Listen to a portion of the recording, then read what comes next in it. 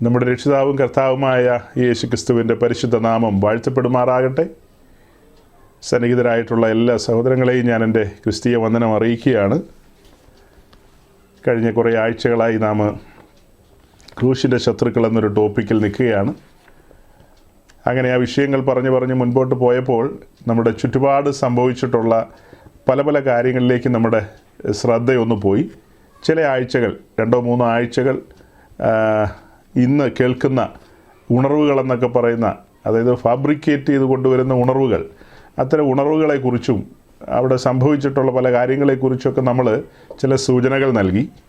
അങ്ങനെ കഴിഞ്ഞ ആഴ്ച വന്നപ്പോൾ പൊതുവായ പല കാര്യങ്ങളുമൊക്കെ പറഞ്ഞ് നമ്മൾ മുൻപോട്ട് വരികയായിരുന്നു. അതിനിടയിൽ പ്രസിദ്ധനായൊരു മെത്രാപ്പോലീത്തയുടെ ശവമടക്കുമായി ബന്ധപ്പെട്ട അതിൻ്റെ കാര്യങ്ങളൊക്കെ ഇങ്ങനെ കണ്ടപ്പോൾ അതിൽ ഒരു പ്രസിദ്ധനായ ന്യൂ ജനറേഷൻ പെന്തിക്കോസ്തുകാരൻ, അതായത് പേര് കേട്ട ഒരാൾ, അദ്ദേഹത്തിൻ്റെ ഒരു പ്രസംഗ ഭാഗം നമ്മളിവിടെ കാണിക്കുകയും ചില കാര്യങ്ങൾ പറയുകയും ചെയ്തു. ആ മെസ്സേജ് കുറേയധികം ആളുകൾ കണ്ടിട്ടുണ്ട്, പുതുതായി ഒത്തിരി ആളുകളുടെ കയ്യിൽ എത്തിച്ചേർന്നിട്ടുണ്ട്. അങ്ങനെ കഴിഞ്ഞ ദിവസങ്ങളിൽ ഞാൻ പല വ്യക്തികളിൽ നിന്നും അവരിത് കേട്ട കാര്യങ്ങളും അവർ മനസ്സിലാക്കിയ കാര്യങ്ങളും ഒക്കെ എന്നെ വിളിച്ച് പറയാനിടയായി. പ്രായമുള്ളവരും യൗവനക്കാരുമായ ആളുകളൊക്കെ അങ്ങനെ വിളിക്കാനിടയായി. അങ്ങനെ അവരോടൊക്കെ കുറേയധികം സംസാരിച്ചു. അതിലവരൊക്കെ സന്തുഷ്ടരാണ്. ചില കാര്യങ്ങളൊക്കെ അങ്ങനെ തുറന്നു പറഞ്ഞല്ലോ, ഞങ്ങൾക്കത് ഒന്ന് ചിന്തിക്കാനിടയായി, അല്ലെങ്കിൽ അത് ചിന്താമണ്ഡലത്തിൽ വരില്ലായിരുന്നു എന്നൊക്കെ പറയാനിടയായി. എന്നാൽ ചില പാസ്റ്റേഴ്സ് അവിടെ ഇവിടങ്ങളിലിരുന്ന് പലരും ഒക്കെ ആയിട്ട് കമ്മ്യൂണിക്കേറ്റ് ചെയ്ത കാര്യങ്ങളും എനിക്കറിയാനായിട്ട് കഴിഞ്ഞു. അതായത് അവർ കമ്മ്യൂണിക്കേറ്റ് ചെയ്ത ആ വ്യക്തികളൊക്കെ എന്നോട് സംസാരിച്ചു. പലർക്കും അത് അനിഷ്ടമായി തോന്നിയെന്നാണ് പറഞ്ഞത്. അനിഷ്ടമായി തോന്നി, താല്പര്യക്കുറവ് തോന്നിയെന്ന്. അതിന് കാരണം പറഞ്ഞത്, നമ്മുടെ ഇടയിലെ ഒരു ശുശ്രൂഷകനെക്കുറിച്ച് ആ പാസ്റ്റർ അങ്ങനെ മോശമായി പറയേണ്ട കാര്യമില്ലായിരുന്നു. അദ്ദേഹത്തിൻ്റെ പ്രസംഗത്തെ എടുത്തുദ്ധരിച്ചുകൊണ്ട് അദ്ദേഹത്തെ കൊച്ചാക്കുന്ന രീതിയിൽ, അദ്ദേഹത്തെ മോശമാക്കുന്ന രീതിയിൽ പറയേണ്ട കാര്യമില്ലായിരുന്നു എന്ന് പറഞ്ഞു. അപ്പോൾ എന്നോട് പറഞ്ഞവരോട് ഞാൻ ചോദിച്ചു, അത് കേട്ടപ്പോൾ നിങ്ങളെന്താ മറുപടി പറഞ്ഞതെന്ന് ചോദിച്ചു. വർഷങ്ങളും നാളുകളുമായിട്ട് ഞാൻ വചനം പറയുകയും പ്രസംഗിക്കുകയൊക്കെ ചെയ്യുന്ന കേൾക്കുന്ന ആളുകളോടൊക്കെയാണ് ഈ പാസ്റ്റേഴ്സ് സംസാരിച്ചത്. അപ്പോൾ അവർ പറഞ്ഞു, അങ്ങനെയല്ല, പാസ്റ്റർ നല്ല കാര്യങ്ങളല്ലേ എപ്പോഴും പറയുന്നത്. പാസ്റ്റർ എപ്പോഴും നമ്മുടെ ഗുണത്തിന് വേണ്ടി നിൽക്കുന്നയാളാണ്, അല്ലാതെ ഒരിക്കലും ദോഷത്തിന് വേണ്ടി അല്ലല്ലോ ഈ പറയുന്നത്. നല്ല നല്ല കാര്യങ്ങളാണ് പറയുന്നത്. നല്ല vitamin A, B, C, D ഒക്കെയാണ് പാസ്റ്റർ തരുന്നത്. അങ്ങനെയൊക്കെ എല്ലാവരും പറഞ്ഞു. ഒരാളല്ല, പലർ അങ്ങനെ പലരോടും പല പാസ്റ്റേഴ്സിനോടൊക്കെ പറഞ്ഞു. അപ്പം ഞാൻ അവരോടൊക്കെ ഇത്തിരി ഇത്തിരി ദേഷ്യപ്പെട്ടതുപോലെ, എന്നേക്കാൾ മുതിർന്നവർ അങ്ങനെ ദേഷ്യപ്പെടാൻ പറ്റില്ല കേട്ടോ, എന്നാൽ എൻ്റെ ശബ്ദത്തിൽ അവർക്ക് അങ്ങനെ തോന്നിയിട്ടുണ്ടാവും. കാരണം ഒരു ക്ഷോഭം വന്നതുപോലെ, എന്നുവെച്ചാൽ കൺട്രോളില്ലാത്ത ക്ഷോഭമല്ല കേട്ടോ, ചിരിച്ചുകൊണ്ടുള്ളൊരു ക്ഷോഭം. ഇപ്പോൾ ഞാൻ ചിരിക്കുന്ന പോലെയൊക്കെ തന്നെയാണ്. കറക്റ്റ് ഫോട്ടോയൊന്നും നമ്മൾ എടുത്തിട്ടില്ല, ഏതാണ്ട് ഇങ്ങനെയൊക്കെ തന്നെയാണെന്ന് എനിക്ക് തോന്നണേ. അങ്ങനെ പറഞ്ഞപ്പോൾ ഉള്ളിലുള്ളത് ഞാൻ പുറത്തേക്ക് ഇട്ടുകൊടുത്തു. അനിഷ്ടവും താല്പര്യക്കുറവും. അതെന്തെന്ന് ചോദിച്ചാൽ, ഇത് എൻ്റെ മാത്രം എന്തോ ഒരു കാര്യം പോലെയാണ് പലരും ചിന്തിക്കുന്നത്. ദൈവരാജ്യം എനിക്ക് മൊത്തത്തിൽ തീരെഴുതി തന്നിരിക്കുക, വേറെ ആർക്കും അതിനകത്ത് ഉത്തരവാദിത്വമില്ല, അവിടെ എന്ത് നടന്നാലും ആർക്കും കുഴപ്പമില്ലെന്നുള്ള രീതിയിലാണ്. സഹോദരങ്ങളെ, എൻ്റെ മാത്രമാണോ ദൈവരാജ്യം? നമ്മയെല്ലാം വീണ്ടെടുത്തിരിക്കുന്നത് കർത്താവിൻ്റെ രക്തത്താലല്ലേ. നമുക്കെല്ലാം ഓരോരോ കാര്യങ്ങൾ കാണുമ്പോൾ സന്തോഷവും ഈ പറഞ്ഞ പോലെ സന്താപവും ക്ഷോഭവും ഒക്കെ ഉള്ളിൽ വരില്ലേ? അത് സ്വാഭാവികമല്ലേ. അപ്പോൾ നിങ്ങൾ എന്ത് പറയണമായിരുന്നെന്ന് ഞാൻ ചോദിച്ചു. അല്ല, ഞങ്ങൾ പറഞ്ഞല്ലോ, നിങ്ങൾ പറഞ്ഞത് പോരാ. അതല്ല ആ ലിബറൽ പാസ്റ്റേഴ്സിനോട് പറയേണ്ടത്. എന്താണ് ലിബറൽ പാസ്റ്റേഴ്സ് എന്ന് പറഞ്ഞാൽ? അവർ ഹോൾഡ് ചെയ്യുന്ന തിയോളജിയും അവരുടെ കാര്യങ്ങളൊക്കെ വളരെ ലിബറലാണ്. പലരും എക്യുമിനിസത്തിൽ വിശ്വസിക്കുന്നവരും അതിനെ പ്രോത്സാഹിപ്പിക്കുന്നവരും അല്ലെ, അതൊക്കെ അംഗീകരിക്കുന്നവരും ഒക്കെയാണ്. നമ്മൾ 1% പോലും എക്യുമിനിസത്തെ അംഗീകരിക്കുന്നവരല്ല, അതിനോടൊന്നും നമുക്ക് താല്പര്യമുള്ള ആളുകളല്ല. നമ്മൾ വേർപെട്ട വിശുദ്ധ ജീവിതം നയിക്കുന്ന ആളുകളാണ്, അതിനുവേണ്ടി കൊതിക്കുന്നവരാണ്. തെറ്റുകുറ്റങ്ങളില്ലെന്നോ മിസ്റ്റേക്ക് ഇല്ലെന്നൊന്നും ചോദിച്ചാൽ ഉണ്ട്, അതൊക്കെ ഉണ്ട്. പക്ഷെ ഒരാഗ്രഹമുണ്ട്, അങ്ങനെ മുന്നോട്ട് പോകുന്നവരാണ്. എനിവേ, ഞാൻ അവരോട് പറഞ്ഞ കാര്യം ഇത്രയേ ഉള്ളൂ. അദ്ദേഹം എന്താ പറഞ്ഞത്? നമ്മുടെ ഇടയിലൊരു ശുശ്രൂഷകനെക്കുറിച്ച് ആ പാസ്റ്റർ എന്താ പറഞ്ഞതെന്ന്. നമ്മുടെ ഇടയിലെ ശുശ്രൂഷകനോ? നിങ്ങൾക്ക് എന്താ ഒരു ഷോക്ക് ഉണ്ടാകാഞ്ഞെന്ന് ചോദിച്ചാൽ, നമ്മുടെ ഇടയിൽ ഏത് ശുശ്രൂഷകൻ? നമ്മുടെ ഇടയിലെ ശുശ്രൂഷകൻ്റെ കാര്യം ഞാൻ പറഞ്ഞോ? ഞാൻ പറഞ്ഞത്, ജനത്തെ വഞ്ചിക്കാൻ നിൽക്കുന്ന ഒരു ന്യൂ ജനറേഷൻ ഗ്രൂപ്പിലെ ഏറ്റവും പ്രസിദ്ധനായൊരു മനുഷ്യൻ ആ ശവമഞ്ചത്തിൻ്റെ ചോട്ടിൽ നിന്നുകൊണ്ട് പറഞ്ഞത്, ഈ മരിച്ച വ്യക്തി എന്ന് പറയുന്നത് അദ്ദേഹം ഒരു പോരാളിയായിരുന്നു, ഒരു സോൾജിയർ ആയിരുന്നു. അദ്ദേഹം പിന്നെ അങ്ങനെ ഒത്തിരി കാര്യങ്ങൾ അദ്ദേഹത്തെക്കുറിച്ച് പറഞ്ഞു. ഒത്തിരി കാര്യങ്ങൾ. അവർ ഹൃദയം സൂക്ഷിക്കുന്നവരാണ്, മനസാക്ഷി സൂക്ഷിപ്പുകാരാണോ എന്തോ, ഹൃദയം പകരുന്നവരാണോ, വലിയ അടുപ്പമുണ്ടെന്നുള്ള രീതിയിലൊക്കെ ആ ഇൻറ്റിമസിയൊക്കെ അദ്ദേഹത്തിൻ്റെ സംസാരത്തിൽ നമുക്ക് മനസ്സിലായി. നമുക്കതിലൊന്നും പരാതിയില്ല. ഇപ്പോൾ ഒരു മനുഷ്യന് വേറൊരാളോട് കൂട്ടുകൂടുന്നതിൽ നമുക്കെന്ത് പറയാനാണ്. പക്ഷേ അത് കഴിഞ്ഞിട്ട് അദ്ദേഹം പറഞ്ഞു വരുന്നത്, ഇദ്ദേഹം മരിച്ചു കഴിഞ്ഞപ്പോൾ അദ്ദേഹത്തെ സ്വീകരിക്കാനായിട്ട് കർത്താവ് എഴുന്നേറ്റ് നിന്ന് സ്വീകരിച്ച് കാണണം എന്നുള്ളതാണ് അദ്ദേഹത്തിൻ്റെ മതം, അതായത് അഭിപ്രായം. സ്തേഫാനോസിനെ സ്വീകരിച്ചതുപോലെ ഇദ്ദേഹത്തെ സ്വീകരിച്ചെന്ന്. അവിടെ 2-3 വൈരുദ്ധ്യങ്ങളുണ്ട്, കോൺട്രഡീഷൻസ് ഉണ്ട്.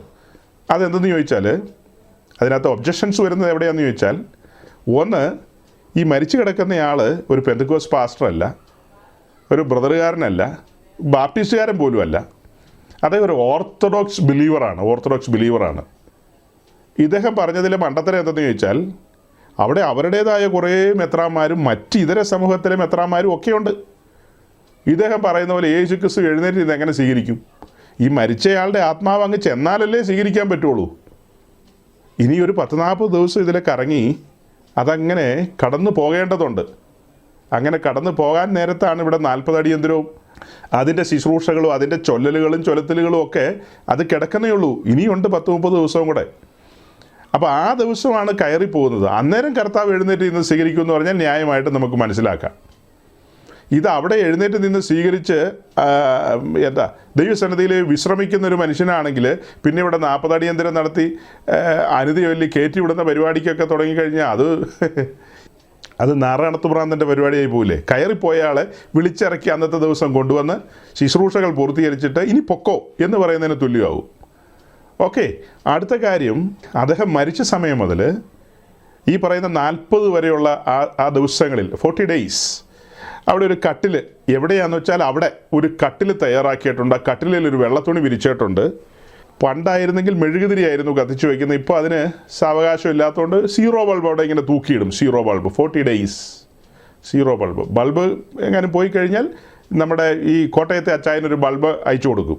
ബൾബ് അടിച്ചു പോയി കഴിഞ്ഞാൽ ഒരു ബൾബ് സ്പെയർ അയച്ചു കൊടുക്കും. അങ്ങനെയായിരിക്കും അല്ലേ.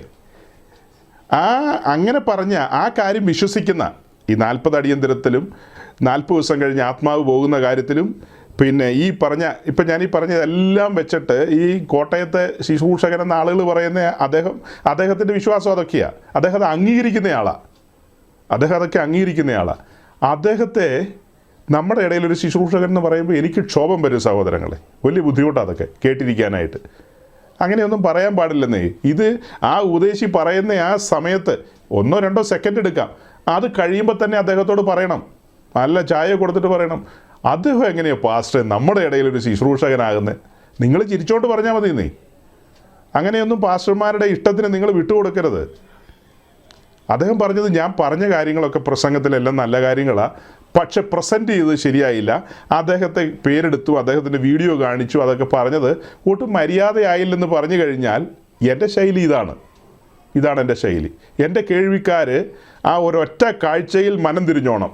ആരുടെയെങ്കിലും ഉള്ളിൽ ഒരു ചിന്തയുണ്ടെങ്കിൽ, പിന്മാറ്റത്തിനൊരു ദാഹമുണ്ടെങ്കിൽ, ഒരു ചുവടെങ്കിലും വെക്കാൻ പ്ലാൻ ഉണ്ടെങ്കിൽ മടങ്ങി വരിക. ഈ പറയുന്ന മെത്രാപ്പോലീത്ത സത്യവിശ്വാസത്തിൽ നിന്നാണ് പിന്മാറിപ്പോയിരിക്കുന്നത്. അതെല്ലാം ഞാൻ കഴിഞ്ഞ ആഴ്ച വിശദീകരിച്ചതാണ്. ഇനി അതിനെക്കുറിച്ചൊന്നും പറയുന്നില്ല.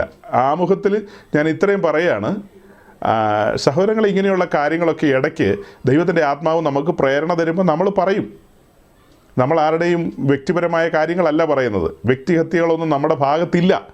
ഇതൊക്കെ പറയുമ്പോൾ തന്നെ നമുക്ക് ഭാരമുണ്ട്. ഇങ്ങനെയൊക്കെയുള്ള കാര്യങ്ങൾ സംഭവിക്കുമ്പോൾ ആ മനുഷ്യൻ പിന്മാറിപ്പോയി എന്ന് പറയുന്നത് ആഹ്ലാദത്തോടെയല്ല.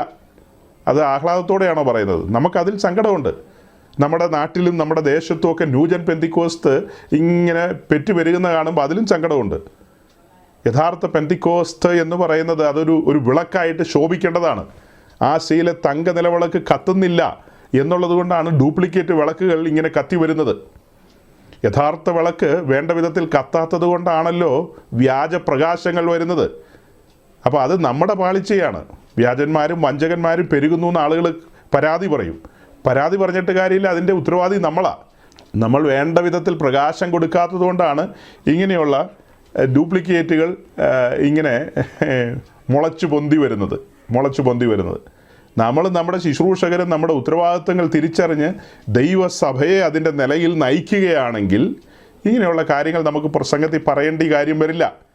അതുമാത്രമല്ല, ഈ ശുശ്രൂഷകർ അങ്ങനെ ചിലരാകട്ടോ, എല്ലാവരുടെയും കാര്യമല്ല, ചിലർ നാമമാത്രമായ കാര്യങ്ങളാണ്.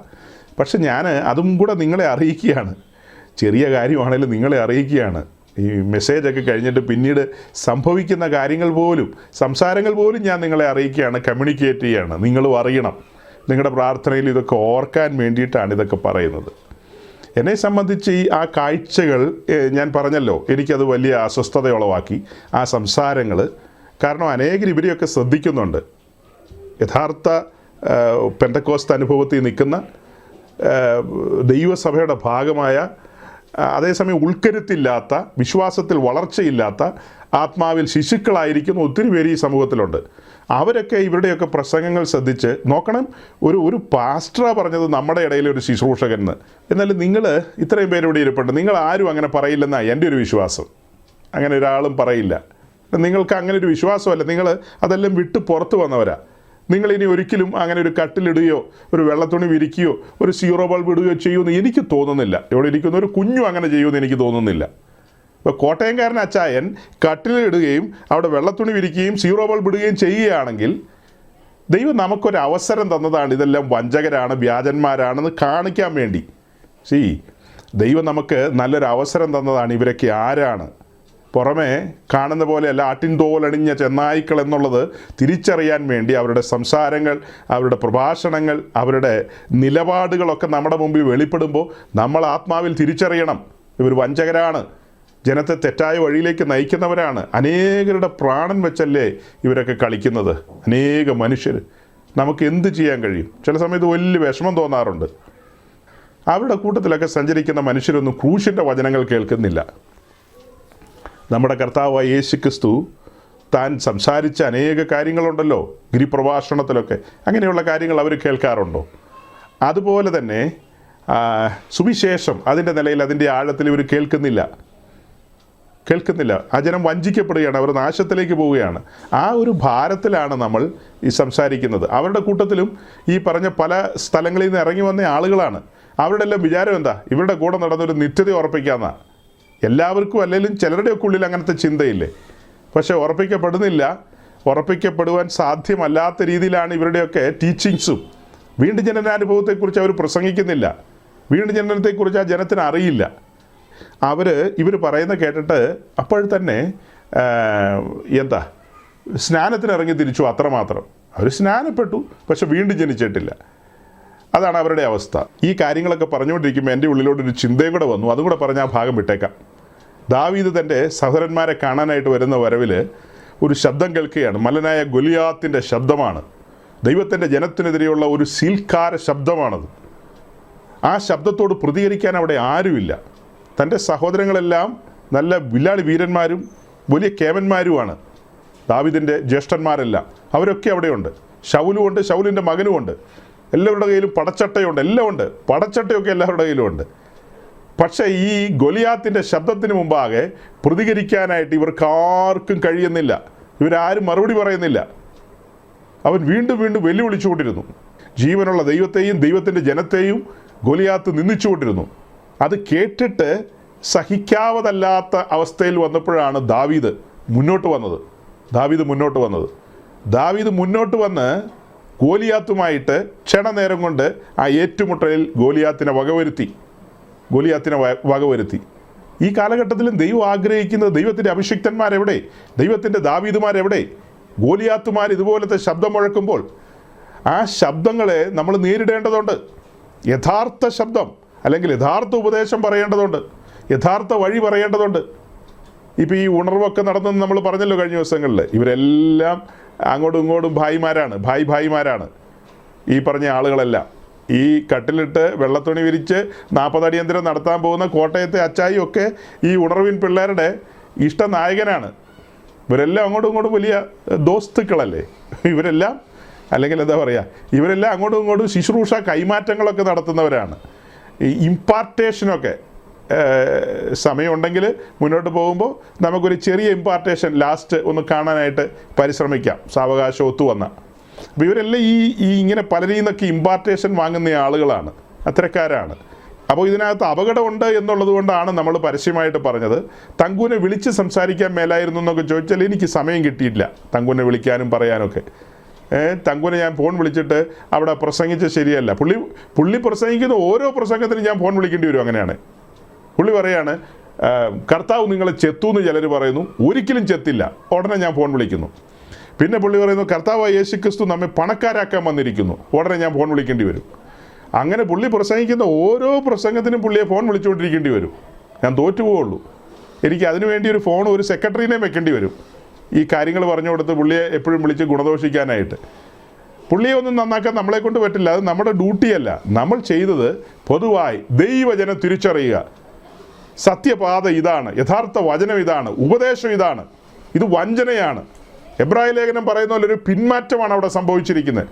പിന്മാറ്റക്കാരനെ പോളിഷ് ചെയ്യേണ്ട കാര്യം നമുക്കില്ല. അദ്ദേഹം മരിച്ചു, അദ്ദേഹത്തിൻ്റെ പ്രിയപ്പെട്ടവർ അദ്ദേഹത്തെ അടക്കട്ടെ. മരിച്ചവർ തങ്ങളുടെ മരിച്ചവരെ അടക്കട്ടെ. യഥാർത്ഥ ദൈവമക്കൾക്ക് അതിനകത്ത് ഒരു കാര്യമില്ല. ജീവൻ പ്രാപിച്ച ദൈവമക്കൾക്ക് അതിനകത്തൊരു കാര്യമില്ല. കർത്താവ് പറഞ്ഞാൽ മരിച്ചവർ തങ്ങളുടെ മരിച്ചവരെ അടക്കട്ടെ, അത്രമാത്രം അതിനകത്ത് പറയാനുള്ളൂ. അപ്പോൾ സഹോദരങ്ങളെ, കഴിഞ്ഞ ദിവസങ്ങളിൽ നമ്മളിങ്ങനെ ചിന്തിച്ചു പോയ കാര്യങ്ങളുണ്ടല്ലോ, അതായത് ക്രൂശിൻ്റെ ശത്രുക്കൾ എന്നുള്ളൊരു വിഷയം ഗഹനമായൊരു വിഷയമാണ്. അതിനോടനുബന്ധിച്ചാണ് നമ്മൾ ഈ ഉണർവുകളുമായി ബന്ധപ്പെട്ട പല കാര്യങ്ങളുമൊക്കെ പറയാനിടയായത്. ബാംഗ്ലൂരിൽ നടന്ന കാര്യം, അതുപോലെ അടൂരിലെ കാര്യങ്ങളൊക്കെ നമ്മൾ കണ്ടു. ആ സമയത്ത് ഞാൻ നിങ്ങളോട് പറഞ്ഞിരുന്നത് ഇവിടെ എല്ലാം കത്തുന്നത് അന്യാഗ്നികളാണെന്ന്. അപ്പോൾ അഗ്നിയെക്കുറിച്ചും അന്യാഗ്നിയെക്കുറിച്ചും ചില കാര്യങ്ങൾ പറയാനുണ്ടെന്നാണ് അന്ന് പറഞ്ഞത്. പക്ഷേ പിന്നീട് നമ്മളിങ്ങനെ പൊതുവായ പല കാര്യങ്ങളൊക്കെ പറഞ്ഞ് 1-2 ആഴ്ചകൾ തന്നെ അങ്ങനെ മുന്നോട്ട് പോയി. ആ കാര്യങ്ങളെ അധികം പറയാനായിട്ട് കഴിഞ്ഞില്ല. അപ്പോൾ ആ കാര്യങ്ങളെക്കുറിച്ച് കഴിഞ്ഞ ദിവസങ്ങളൊക്കെ ഞാനിങ്ങനെ ചിന്തിക്കുകയും ധ്യാനിക്കുകയൊക്കെ ചെയ്തപ്പോൾ ഇതിൻ്റെ ഒരു ഗൗരവം പലരും മനസ്സിലാക്കുന്നില്ല. എന്നോട് സംസാരിച്ചെന്ന് പറഞ്ഞല്ലോ പല സഹോദരങ്ങളും, പാസ്റ്റേഴ്സ് അല്ല, അല്ലാത്ത മനുഷ്യർ. അവർക്കൊക്കെ കാര്യം കത്തി. അവർക്ക് മനസ്സിലായി, അയ്യോ അത് പറഞ്ഞപ്പോഴാണ് അതിൻ്റെ ഗൗരവം മനസ്സിലായി. ഇത് അടൂര് ആട്ടിൻകൊമ്പെടുത്ത് ഊതിയപ്പോൾ പാസ്റ്റർ പറഞ്ഞല്ലോ പെട്ടകം എവിടെ, അങ്ങനെ ഓരോരോ ചോദ്യം ചോദിച്ചല്ലോ, എന്താ ധൂപക്കുറ്റി എടുത്ത് വീശാത്തത്, ഇങ്ങനെയൊക്കെ ചോദിച്ചത് ഞങ്ങൾക്ക് സ്ട്രൈക്ക് ചെയ്തെന്ന് ആളുകൾ പറയുക. അപ്പോൾ അത് കേട്ടപ്പോൾ നമുക്കൊരു സന്തോഷം തോന്നി. ദൈവമേ, മനുഷ്യരുടെ ചിന്താമണ്ഡലത്തെ ഉണർത്താൻ കഴിഞ്ഞല്ലോ. നമ്മളിവിടെ കൂടി വന്നത് വെറുതെ ആയില്ല. ആ ശബ്ദങ്ങൾ അത് അസ്ഥാനത്തായില്ല. അത് ഒരാളുടെയെങ്കിലും ഹൃദയത്തെ സ്പർശിക്കാനിടയായി. അവരുടെ ജീവിതത്തിൽ അതൊരു ബോധ്യമായിട്ട് മാറി. അപ്പോൾ അവിടങ്ങളിൽ ആ സമയങ്ങളിൽ സംഭവിച്ച കാര്യങ്ങൾ അതെല്ലാം അന്യാഗ്നികളാണ്. ഇപ്പോൾ ഈ കാലഘട്ടത്തിൽ പല സ്ഥലത്തും കത്തിക്കൊണ്ടിരിക്കുന്ന അന്യാഗ്നികളാണ്. അപ്പോൾ അഗ്നിയെക്കുറിച്ചും അന്യാഗ്നിയെക്കുറിച്ചൊക്കെ പുസ്തകത്തിലുണ്ട്. അതിനെക്കുറിച്ച് നമ്മൾ മനസ്സിലാക്കണമെങ്കിൽ പഴയ നിയമത്തിലേക്ക് ഇറങ്ങിപ്പോയേ തീരൂ. പഴയ നിയമത്തിൽ ഇറങ്ങിപ്പോയി ആ കാര്യങ്ങളെ കൂടുതലായിട്ട് അറിയണം. അതിനായിട്ട് ലേവ്യ പുസ്തകം 10-ാം അധ്യായത്തിലേക്കൊന്ന് പോകാം. 10-ാം അധ്യായത്തിൽ നിന്ന് നമുക്ക് 4 പാട് സഞ്ചരിക്കണം. 10-ാം അധ്യായത്തിൻ്റെ ആദ്യത്തെ 1-2 വാക്യങ്ങൾ. അനന്തരം അഹ്റോൻ്റെ പുത്രന്മാരായ നാദാബും അബീഹുവും ഓരോ ധൂപകലശമെടുത്ത് അതിൽ തീയിട്ടു, അതിന്മേൽ ധൂപവർഗവും ഇട്ടു. അങ്ങനെ തങ്ങളോട് കൽപ്പിച്ചതല്ലാത്ത അന്യാഗ്നി യഹോവയുടെ സന്നിധിയിൽ കൊണ്ടുവന്നു. ഉടനെ യഹോവയുടെ സന്നിധിയിൽ നിന്ന് തീ പുറപ്പെട്ട് അവരെ ദഹിപ്പിച്ചു കളഞ്ഞു. ഇതാണ് നമ്മൾ വായിച്ചപ്പോൾ കണ്ടത്. അപ്പോൾ ലേവ്യ പുസ്തകം 10-ാം അധ്യായത്തിൻ്റെ ആദ്യത്തെ 2 വാക്യങ്ങളിലൂടെ നമ്മൾ കാണുന്ന അഹ്റോൻ്റെ പുത്രന്മാരായ നാദാബും അബീഹുവും. എനിക്ക് തോന്നുന്നു ഈ വിഷയം ഒരു 2 വർഷം മുമ്പ് നമ്മൾ ചെറിയ തോതിൽ പറഞ്ഞിട്ടുണ്ട്. വ്യാപകമായ നിലയിൽ പ്രസംഗിച്ചിട്ടില്ല, എന്നാൽ ചെറിയ തോതിൽ നമ്മളിവിടെ പറഞ്ഞിട്ടുണ്ട്. ആ സമയത്ത് ഞാൻ പ്രസംഗത്തിൽ സൂചിപ്പിച്ചൊരു കാര്യമുണ്ട്.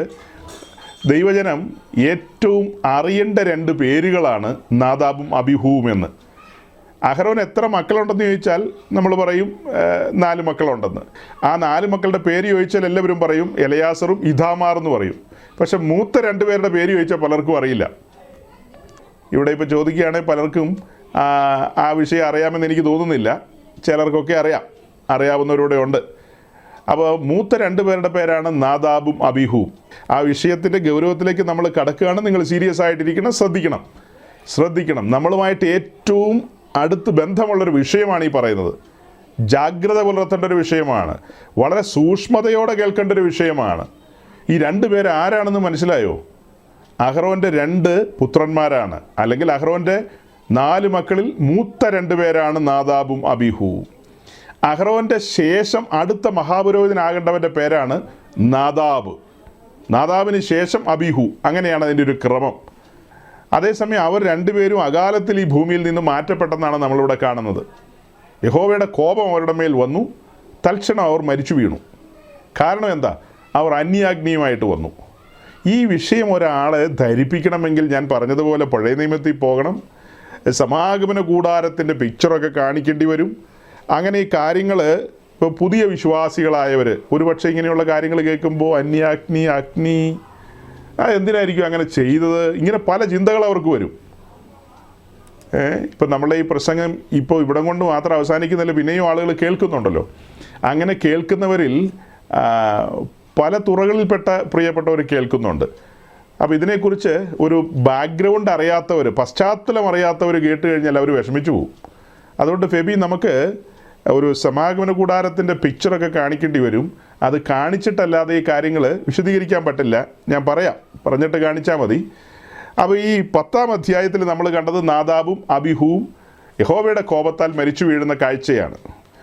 ആ കാര്യം പറഞ്ഞു കഴിഞ്ഞിട്ട് നമ്മൾ 8-ാം അധ്യായം തുറക്കും. 8-ാം അധ്യായം, 8-9 അധ്യായം നമ്മുടെ മുമ്പിലുണ്ട്. 8-ാം അധ്യായത്തിലേക്ക് നമ്മൾ വരുമ്പോൾ 8-ാം അധ്യായത്തിൻ്റെ ഒരു പ്രത്യേകത, സമാഗമന കൂടാരത്തിൻ്റെ നിർമ്മിതി ഏതാണ്ട് പര്യവസാനിക്കുകയാണ്. അതിനുശേഷം അതിലെ ശുശ്രൂഷയ്ക്ക് വേണ്ടി അഹ്റോനെയും പുത്രന്മാരെയും പൗരോഹിത്യ ശുശ്രൂഷയ്ക്ക് വേണ്ടി തിരഞ്ഞെടുക്കുകയാണ്. അതുപോലെ അവരെ കരപൂരണ യാഗത്താൽ ശുശ്രൂഷയിലേക്ക് കൊണ്ടുവരികയാണ്. അതിനുവേണ്ടി അവരെ കൂടാരത്തിനകത്തേക്ക് കൊണ്ടുവന്നു. 7 ദിവസം അവർ ടബർനാക്കലിനകത്തായിരുന്നു അവരുടെ വാസം. അതിൻ്റെ തുടക്കത്തിൽ തന്നെ അതുമായി ബന്ധപ്പെട്ട കാര്യങ്ങൾ പറയുന്നു. അഹ്റോനെയും അവനോട് കൂടെ അവരുടെ പുത്രന്മാരെയും വസ്ത്രം, അഭിഷേക തൈലം, പാപയാഗത്തിനുള്ള കാള, 2 ആട്ടുകൊറ്റൻ, കോട്ടയിൽ പുളിപ്പില്ലാത്ത അപ്പം എന്നിവയുമായി കൊണ്ടുവരിക. അങ്ങനെ പല കാര്യങ്ങളും പറയുകയാണ്. ഇങ്ങനെ കൊണ്ടുവന്ന് അവരെ കുളിപ്പിച്ച്, അങ്കി ധരിപ്പിച്ച്, തലയിൽ മുടി വെച്ച്, പൊൻപട്ടം മുൻപിൽ വെച്ച്, നെറ്റിയിൽ വെച്ച്, അങ്ങനെ ഓരോരോ കാര്യങ്ങളും അവരുടെ വലത്തെ കാതിലും വലത്തെ കൈയുടെ പെരുവിരലിലും വലത്തെ കാലിൻ്റെ പെരുവിരലിലും രക്തമടയാളമായി പുരട്ടുന്നു. അങ്ങനെ ആ പൗരോഹിത്യ ശുശ്രൂഷയിലേക്ക് ഓരോരോ കാര്യങ്ങളിലേക്ക് കൊണ്ടുവരികയാണ്. അങ്ങനെ കൊണ്ടുവന്നിട്ട് 8-ാം അധ്യായത്തിൻ്റെ 12-13 വാക്യം കൂടെ ഒന്ന് വായിക്കാം. ലേവ്യ പുസ്തകം 8-ാം അധ്യായത്തിൻ്റെ 12-13 വാക്യം. അവൻ അഹരോന്റെ തലയിൽ അഭിഷേക തൈലം ഒഴിച്ച് അവനെ അഭിഷേകം ചെയ്ത് ശുദ്ധീകരിച്ചു. മോശ അഹരോന്റെ പുത്രന്മാരെ വരുത്തി അങ്കി ധരിപ്പിച്ച് നടുക്കെട്ട് കെട്ടിച്ച് തലപ്പാവം വെടി ഇടുവിച്ചു. യഹോവ മോശയോട് കൽപ്പിച്ചതുപോലെ തന്നെ. ഈ 2 വാക്യത്തിലൂടെ നമ്മൾ കാണുന്നത് അഹ്റോനെയും പുത്രന്മാരെയും കൊണ്ടുവന്ന് അവരുടെ തലയിൽ അഭിഷേക തൈലം ഒഴിക്കുന്നു. അതുപോലെ അവരെ വിശേഷപ്പെട്ട അങ്കി ധരിപ്പിച്ച് നടുക്കെട്ട് കെട്ടിച്ച് തലപ്പാവും, അതായത് തലയിൽ മുടി, ടർബൻ, അതൊക്കെ വെച്ച് ഈ കാര്യങ്ങളൊക്കെ ചെയ്തു. അങ്ങനെ യഹോവ കൽപ്പിച്ചതുപോലെ തന്നെ എല്ലാ കാര്യങ്ങളും ചെയ്തെന്നാണ് നമ്മളവിടെ വായിക്കുന്നത്. അപ്പോൾ അതിൽ നിന്ന് നമ്മൾ മനസ്സിലാക്കുന്നത് അഹ്റോനെയും 4 പുത്രന്മാരെയും ദൈവസന്നിധി കൊണ്ടുവരികയാണ്. ആ 4 പേരുടെ തലയിലും അഭിഷേക തൈലം ഒഴിക്കുകയാണ്. അതുപോലെ അവരുടെ 4 പേരുടെ തലയിലും പൗരോഹിത്യത്തിൻ്റെതായ അടയാളങ്ങളെല്ലാം വരികയാണ്. ഡ്രസ് കോഡാകട്ടെ, തലയിലുള്ള മുടിയാകട്ടെ, അഥവാ തൊപ്പിയാകട്ടെ എന്ന് വേണ്ട എല്ലാ കാര്യങ്ങളും, സകല കാര്യങ്ങളും അവരുടെ തലമേൽ വരികയാണ്. അഹ്റോനെയും അവരുടെ പുത്രന്മാരെയും, വിശേഷാൽ നാദാബിൻ്റെയും അബീഹുവിൻ്റെയും. ഇതാണ് ഓർത്തിരിക്കേണ്ടത്. ഈ 4 പേരെയും ശുശ്രൂഷയ്ക്ക് വേർതിരിച്ചു. ആ 4 പേരും ശുശ്രൂഷയുമായി ബന്ധപ്പെട്ട കാര്യങ്ങളെല്ലാം അവർ റിസീവ് ചെയ്തു. അതായത് കരപൂർണ്ണ യാഗമൊക്കെ കഴിഞ്ഞ് അവർ ആ പൗരോഹിത്യത്തിലേക്ക് പ്രവേശിക്കുകയാണ്. ആ പൗരോഹിത്യത്തിലേക്ക് പ്രവേശിക്കുന്നതിന് മുമ്പ് നമ്മൾ ഇവരെക്കുറിച്ച് ഒരു കാഴ്ച വേറെ കാണുന്നുണ്ട്. അത് പുറപ്പാട് ദിവസം 24-ാം അധ്യായത്തിലാണ്. പുറപ്പാട് ദിവസം 24-ാം അധ്യായം, എക്സോഡസ് ചാപ്റ്റർ 24. പുറപ്പാട് ദിവസം 24-ാം അധ്യായത്തിലേക്ക് നമ്മൾ വരുമ്പോൾ നമ്മൾ കാണുന്നൊരു കാഴ്ച, മോശയും അഹ്റോനും അവൻ്റെ പുത്രന്മാരും ഇസ്രായേൽ മൂപ്പന്മാരും ഒക്കെ ആയിട്ട് എങ്ങനെയാണ് കാണുന്നത്? യെസ്, മോശയും അഹ്റോനും അവൻ്റെ പുത്രന്മാരും ഇസ്രായേൽ മൂപ്പന്മാരുമായിട്ട് ദൈവസന്നിധിയിലേക്ക് കയറിപ്പോകുന്നൊരു കാഴ്ചയാണ്. അതിൻ്റെ തുടക്കത്തിൽ തന്നെയുണ്ട്. അവൻ പിന്നെയും മോശയോട്, നീയും അഹ്റോനും നാദാബും അബീഹുവും ഇസ്രായേൽ മൂപ്പന്മാരിൽ 70 പേരുമായി യഹോവയുടെ അടുക്കൽ കയറി വന്ന് ദൂരത്ത് നിന്ന് നമസ്കരിപ്പിനെന്ന് പറയുകയാണ്. മോശ മാത്രം ദൈവസന്നിധിയിലേക്ക് അടുത്ത് വരണം, ബാക്കിയുള്ളവർ അകലം പിടിച്ച് നിൽക്കുക, അത്ര തന്നെ. അതിന് 9-10 വാക്യത്തിലേക്ക് വരുമ്പോൾ 9-10 വാക്യം ഒന്ന് വായിക്കാം. അനന്തരം മോശയും അഹ്റോനും നാദാബും അബീഹുവും ഇസ്രായേൽ മൂപ്പന്മാരിൽ 70 പേരും കൂടെ കയറി ചെന്നു. അവർ ഇസ്രായേലിൻ്റെ ദൈവത്തെ കണ്ടു, അഥവാ കണ്ടതുപോലെ കണ്ടു, അത്ര തന്നെ. അവർ സമ്പൂർണ്ണമായും ദൈവത്തെ കണ്ടെന്നല്ല വാക്യത്തിലൂടെ മനസ്സിലാക്കേണ്ടത്. അതിന് വേറെ വാക്യങ്ങളിലൂടെ നമുക്ക് മനസ്സിലാകുന്ന കാര്യമുണ്ട്, ദൈവത്തെ ആരും ഒരു നാളും കണ്ടിട്ടില്ലെന്ന്. എന്നാൽ ദൈവം അവർക്ക് ഒരു ഒരു ഒരു ബോധ്യം കൊടുത്തു, അല്ലെങ്കിൽ ദൈവം അവർക്ക് തൻ്റെ സാന്നിധ്യം കൊണ്ട് ദൈവം അവരെ തൻ്റെ സാന്നിധ്യത്തിലേക്ക് കൊണ്ടുവന്നു. ചെറിയ ഒരു കാഴ്ച അവർക്ക് കാണാൻ പാകത്തിന് കാണിച്ചു കൊടുത്തു. അവൻ്റെ പാദങ്ങൾക്ക് കീഴെ നീലക്കല്ല് പടുത്ത തളം പോലെയോ ആകാശത്തിൻ്റെ സ്വച്ഛത പോലെയൊക്കെ ആയിരുന്നു. അതായത് ചെറിയ കാഴ്ചകൾ അവർ കണ്ടു, സമ്പൂർണ്ണമായി കണ്ടെന്നുള്ള അർത്ഥമൊന്നും ഇല്ല അവിടെ. എന്നാലും അവർ കണ്ടു, ദൈവസന്നിധിയിൽ ഇരുന്നു. അവർക്ക് കൃത്യമായ ബോധ്യങ്ങൾ വന്നു, തങ്ങൾ സേവിക്കുന്ന ദൈവം ആരെന്ന്. ഇപ്പോൾ ഇത് 24-ാം അധ്യായമല്ലേ പറഞ്ഞത്, ഇതിന് പുറകിലൊരു 19-ാം അധ്യായമുണ്ട്. ആ 19-ാം അധ്യായത്തിൽ സൈന്യങ്ങളുടെ ദൈവമായ യഹോവ സീനായിൽ ഇറങ്ങി നിൽക്കുന്നത് അഹ്റോനും നാദാബും അബീഹുവും ഇവരെല്ലാം കണ്ടതാണ് ദൈവത്തിൻ്റെ സാന്നിധ്യം സീനായിൽ ഇറങ്ങി വരുന്നത്. അപ്പോൾ ഇതെല്ലാം കണ്ട് അവിടെ കേട്ട ആ ശബ്ദം, കാഹളനാദം പോലെയുള്ള ശബ്ദം, അതെല്ലാം നാദാബും അബീഹുവും എല്ലാവരും കണ്ടതാണ്. 19-ാം അധ്യായത്തിൽ ആ കാഴ്ച കണ്ടു, ആ കേൾവികൾ കേട്ടു. അതും കഴിഞ്ഞ് 24-ാം അധ്യായത്തിലേക്ക് വരുമ്പോഴാണ് അവർ പർവ്വതത്തിലേക്ക് കയറി ചെല്ലുന്നതും ഈ പറഞ്ഞ ഇപ്പോൾ കണ്ടതുപോലെയുള്ള കാഴ്ചകളൊക്കെ കാണുകയൊക്കെ ചെയ്തത്. ഇതെല്ലാം കാണുകയൊക്കെ ചെയ്തു. അപ്പോൾ നാദാബും അബീഹുവും അത്യാവശ്യം കാര്യങ്ങളൊക്കെ മനസ്സിലായ ആളുകളാണ്. ലേവ്യപുസ്തകം 10-ാം അധ്യായത്തിലൂടെ നമ്മൾ വായിച്ചെടുത്തത് എന്താ? നാദാബും അബീഹുവും ദൈവസന്നിധിയിൽ അന്യാഗ്നിയുമായിട്ട് കടന്നുപോയി. അത് മനസ്സിലാക്കാനായിട്ട് ലേവ്യപുസ്തകം 9-ാം അധ്യായം തുറക്കണം. ലേവ്യപുസ്തകം 9-ാം അധ്യായം 9-ാം അധ്യായത്തിലേക്ക് വരുമ്പോൾ നമ്മൾ കാണുന്നത് സമാഗമന കൂടാരത്തിൻ്റെ പണി പൂർത്തീകരിക്കപ്പെട്ടു. പൂർത്തീകരിക്കപ്പെട്ട് ആ കാര്യങ്ങളെക്കുറിച്ച് ഈ 9-ാം അധ്യായത്തോട് ചേർത്ത് വെച്ച് പഠിക്കുന്ന അധ്യായമാണ് പുറപ്പാട് ദിവസം 40-ാം അധ്യായം. പുറപ്പാട് ദിവസം 40-ാം അധ്യായവും ഈ 9-ാം അധ്യായം കൂടെ ചേർത്ത് വെച്ച് പഠിക്കുമ്പോൾ നമുക്ക് മനസ്സിലാകും കാര്യങ്ങളെല്ലാം അതിൻ്റെ പരിസമാപ്തിയിൽ വന്നു. എവറിത്തിങ് ഓക്കെ, എല്ലാ കാര്യങ്ങളും ഓക്കെ ആയി. ഇനി ആ ദിവസം സമാഗമന കൂടാരത്തിൻ്റെ പ്രതിഷ്ഠയാണ്. ദൈവസന്നിധിയിൽ കൂടാരം പ്രതിഷ്ഠിക്കുകയാണ്. അതിനായിട്ട് മോശയും അഹ്റോനും മുന്നോട്ട് വരികയാണ്. അതിനകത്ത് വന്നു അവർ യാഗമറുത്തിട്ട് അതുമായി ബന്ധപ്പെട്ട കാര്യങ്ങളെല്ലാം അതിവിടെ ഉണ്ട്. ഈ ലേവ്യപുസ്തകം 9-ാം അധ്യായത്തിൻ്റെ 16-ാം വാക്യത്തിൽ നമ്മൾ വായിക്കുന്നത്, അവൻ ഹോമയാഗം കൊണ്ടുവന്നു, അത് നിയമപ്രകാരം അർപ്പിച്ചു. അതായത് ഹോമയാഗത്തിനുള്ള മൃഗത്തെ കൊണ്ടുവന്ന് അതിനെ അറുത്ത് എല്ലാ കാര്യങ്ങളും എന്തെല്ലാം ക്രമങ്ങൾ പറഞ്ഞിട്ടുണ്ടോ ക്രമങ്ങളെല്ലാം പാലിച്ചുകൊണ്ട് തന്നെ അതെല്ലാം അതിൻ്റെ ക്രമത്തിൽ അറുത്തു. എന്നിട്ടത് ദൈവസന്നിധിയിൽ അർപ്പിച്ചു എന്ന് വെച്ചാൽ യാഗപീഠത്തിലേക്ക് വെച്ചു, അത്ര തന്നെ, യാഗപീഠത്തിലേക്ക് വെച്ചു. അപ്പോൾ ഇത്രയും കാര്യങ്ങൾ നിങ്ങൾ ഭാവനയിലും കാണണം. അവർ രണ്ടുപേരും വരുന്നു, ശുശ്രൂഷയുടെ കാര്യങ്ങളെല്ലാം ഓക്കെയായി, യാഗമൃഗത്തെ അറുത്തു, തോലുരിച്ചു, ഖണ്ഡമായി നുറുക്കി, വിറക് നിരത്തി യാഗപീഠത്തിൽ, അതിന് മുകളിലേക്ക് യാഗമൃഗത്തെ ഈ പറഞ്ഞതുപോലെ എടുത്തു വെച്ചു. അതിനു മുമ്പ് യാഗമൃഗത്തെ കഴുകുക, അങ്ങനെയുള്ള കാര്യങ്ങളൊക്കെ ഉണ്ട്. അതൊക്കെ ചെയ്തു, എല്ലാം കഴിഞ്ഞു. അങ്ങനെ യാഗപീഠത്തിലേക്ക് എടുത്തു വെച്ചു.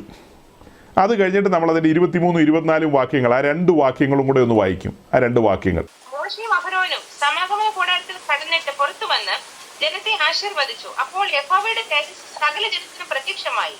യഹോവയുടെ സന്നിധിയിൽ നിന്ന് തീ പുറപ്പെട്ട് യാഗപീഠത്തിന്മേലുള്ള ഹോമയാഗവും മേധസ്സും ദഹിപ്പിച്ചു.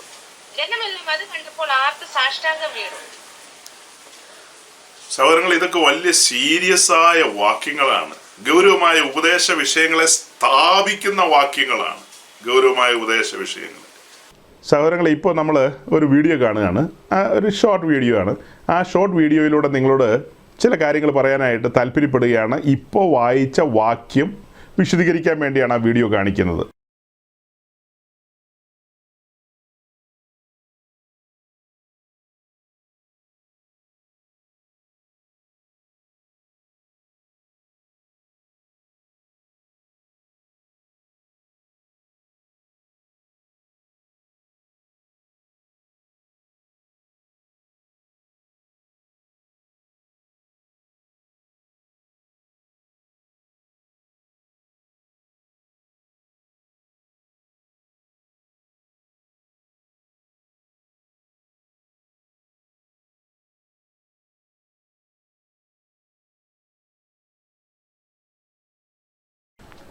അപ്പോൾ സഹോദരങ്ങളെ, ഇപ്പോൾ കണ്ട വീഡിയോ ഈ ലേവ്യ പുസ്തകം 9-ാം അധ്യായം 23-24 വാക്യത്തെ പ്രതിയാണ് ആ വീഡിയോ കാണിച്ചത്.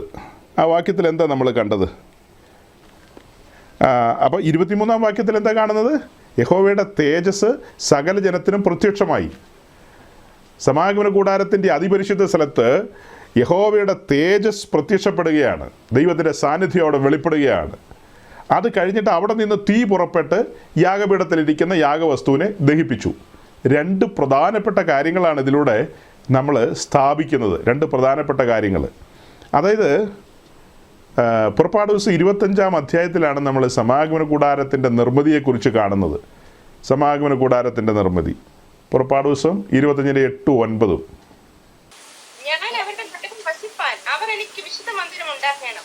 തിരുനിവാസവും അതിന്റെ ഉപകരണങ്ങളും ഞാൻ കാണിക്കുന്ന മാതൃക പ്രകാരത്തെയും തന്നെ ഉണ്ടാക്കണം. പുറപ്പാട് ദിവസം 25-ാം അധ്യായത്തിൻ്റെ 8-9 വാക്യം വളരെ സീരിയസ് ആയ വാക്യമാണ്. പുതുതായി ആരെങ്കിലും ഞങ്ങളെ കേൾക്കുന്നുണ്ടെങ്കിൽ നിങ്ങൾ നിങ്ങളുടെ പുസ്തകത്തിൽ അണ്ടർലൈൻ ചെയ്യേണ്ട വാക്യമാണ് 8-9 വാക്യം. ഞാൻ അവരുടെ നടുവിൽ വസിപ്പാൻ, അല്ലെങ്കിൽ ഞാൻ നിങ്ങളുടെ നടുവിൽ വസിപ്പാൻ നിങ്ങൾ എനിക്കൊരു വിശുദ്ധ മന്ദിരം ഉണ്ടാക്കണം. ഇത് വലിയവനായ ദൈവം മോശയോട് പറയുന്നത് കൊണ്ടാണ് അങ്ങനെ പറയുന്നത്. അതിന് പകരം പറയുകയാണ്, ഞാൻ നിങ്ങളുടെ നടുവിൽ വസിക്കാൻ നിങ്ങൾ എനിക്കൊരു വിശുദ്ധ മന്ദിരം നിർമ്മിക്കണം. ഈ പറയുന്ന വിശുദ്ധ മന്ദിരം അഥവാ തിരുനിവാസവും അതിൻ്റെ ഉപകരണങ്ങളൊക്കെയും ഞാൻ കാണിക്കുന്ന മാതൃക പ്രകാരം, അതായത് സ്വർഗീയ മാതൃക പ്രകാരം അതിൻ്റെ കോപ്പി അത് ഞാൻ നിങ്ങൾക്ക് തരും. അതിനനുസരിച്ചായിരിക്കും ഉണ്ടാക്കേണ്ടത്. തിരുനിവാസവും അതിൻ്റെ ഉപകരണങ്ങളും ഞാൻ കാണിക്കുന്ന മാതൃക പ്രകാരമൊക്കെയും തന്നെ ഉണ്ടാക്കണം. അപ്പോൾ 8-9 വാക്യത്തിൽ നമ്മൾ മനസ്സിലാക്കിയത്, നിങ്ങളുടെ നടുവിൽ വസിക്കാൻ ഞാൻ ആഗ്രഹിക്കുന്നു, അതിന് നിങ്ങൾ എനിക്കൊരു മന്ദിരം ഉണ്ടാക്കണം. ആ മന്ദിരം ഉയരത്തിലെ മാതൃക പ്രകാരം ആയിരിക്കണം. അതായത് ഞാൻ തരുന്ന മാതൃക പ്രകാരം ആയിരിക്കണം. യഹോവ കൽപ്പിക്കുന്ന പോലെ തന്നെ ആയിരിക്കണം അത് ഉണ്ടാക്കേണ്ടത്. പുറപ്പാട് ദിവസം 25-ാം അധ്യായം മുതൽ 40-ാം അധ്യായം വരെയാണ് സമാഗമന കൂടാരത്തിൻ്റെ നിർമ്മിതി നമ്മൾ കാണുന്നത്.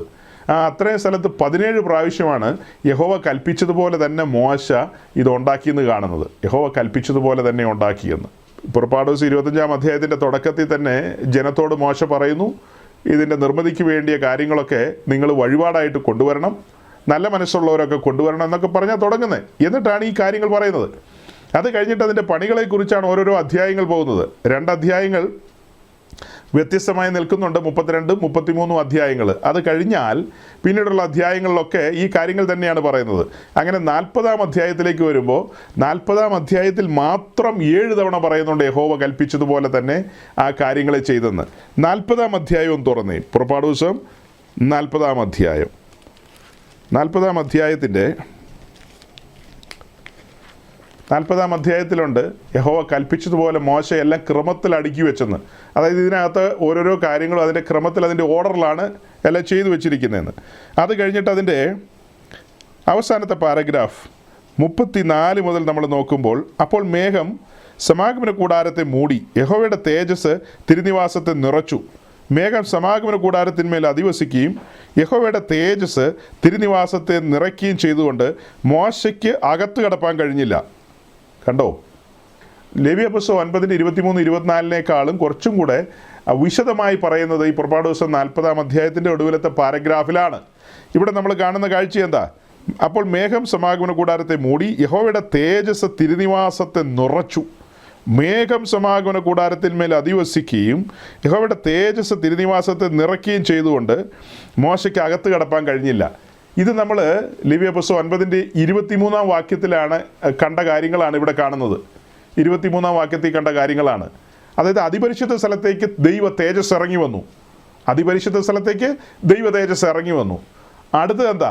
അവിടെ നിന്ന് തീ പുറപ്പെട്ട് യാഗപീഠത്തിന്മേലുള്ള ഹോമയാഗവും മേധസ്സും ദഹിപ്പിച്ചു.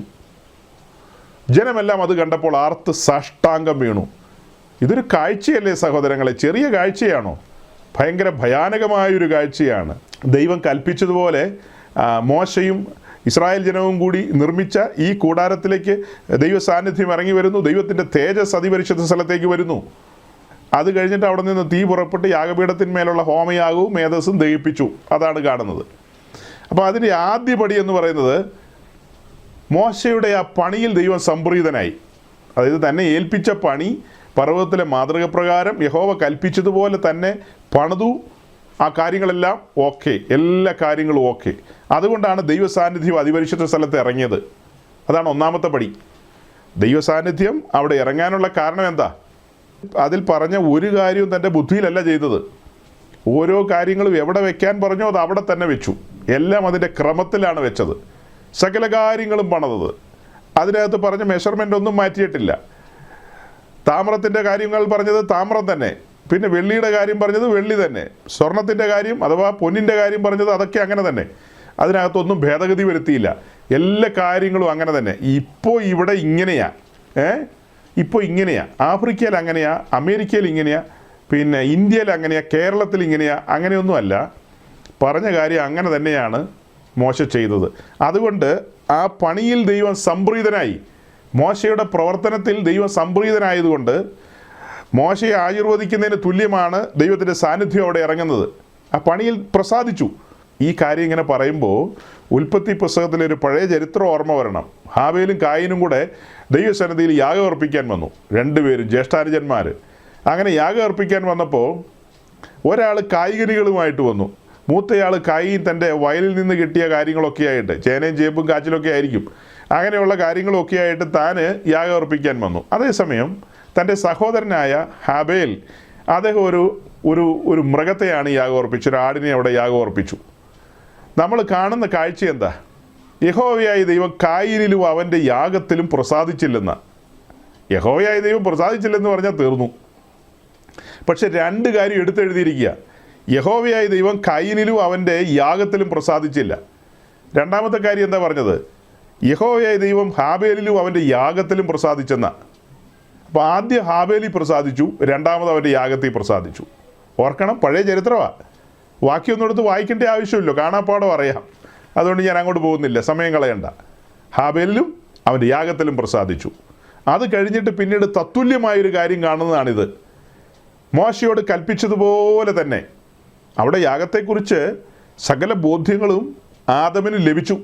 തോട്ടത്തിൽ നിന്ന് പുറത്തിറങ്ങുന്നതിന് മുമ്പ് ആദമിന് കാര്യം മനസ്സിലായി.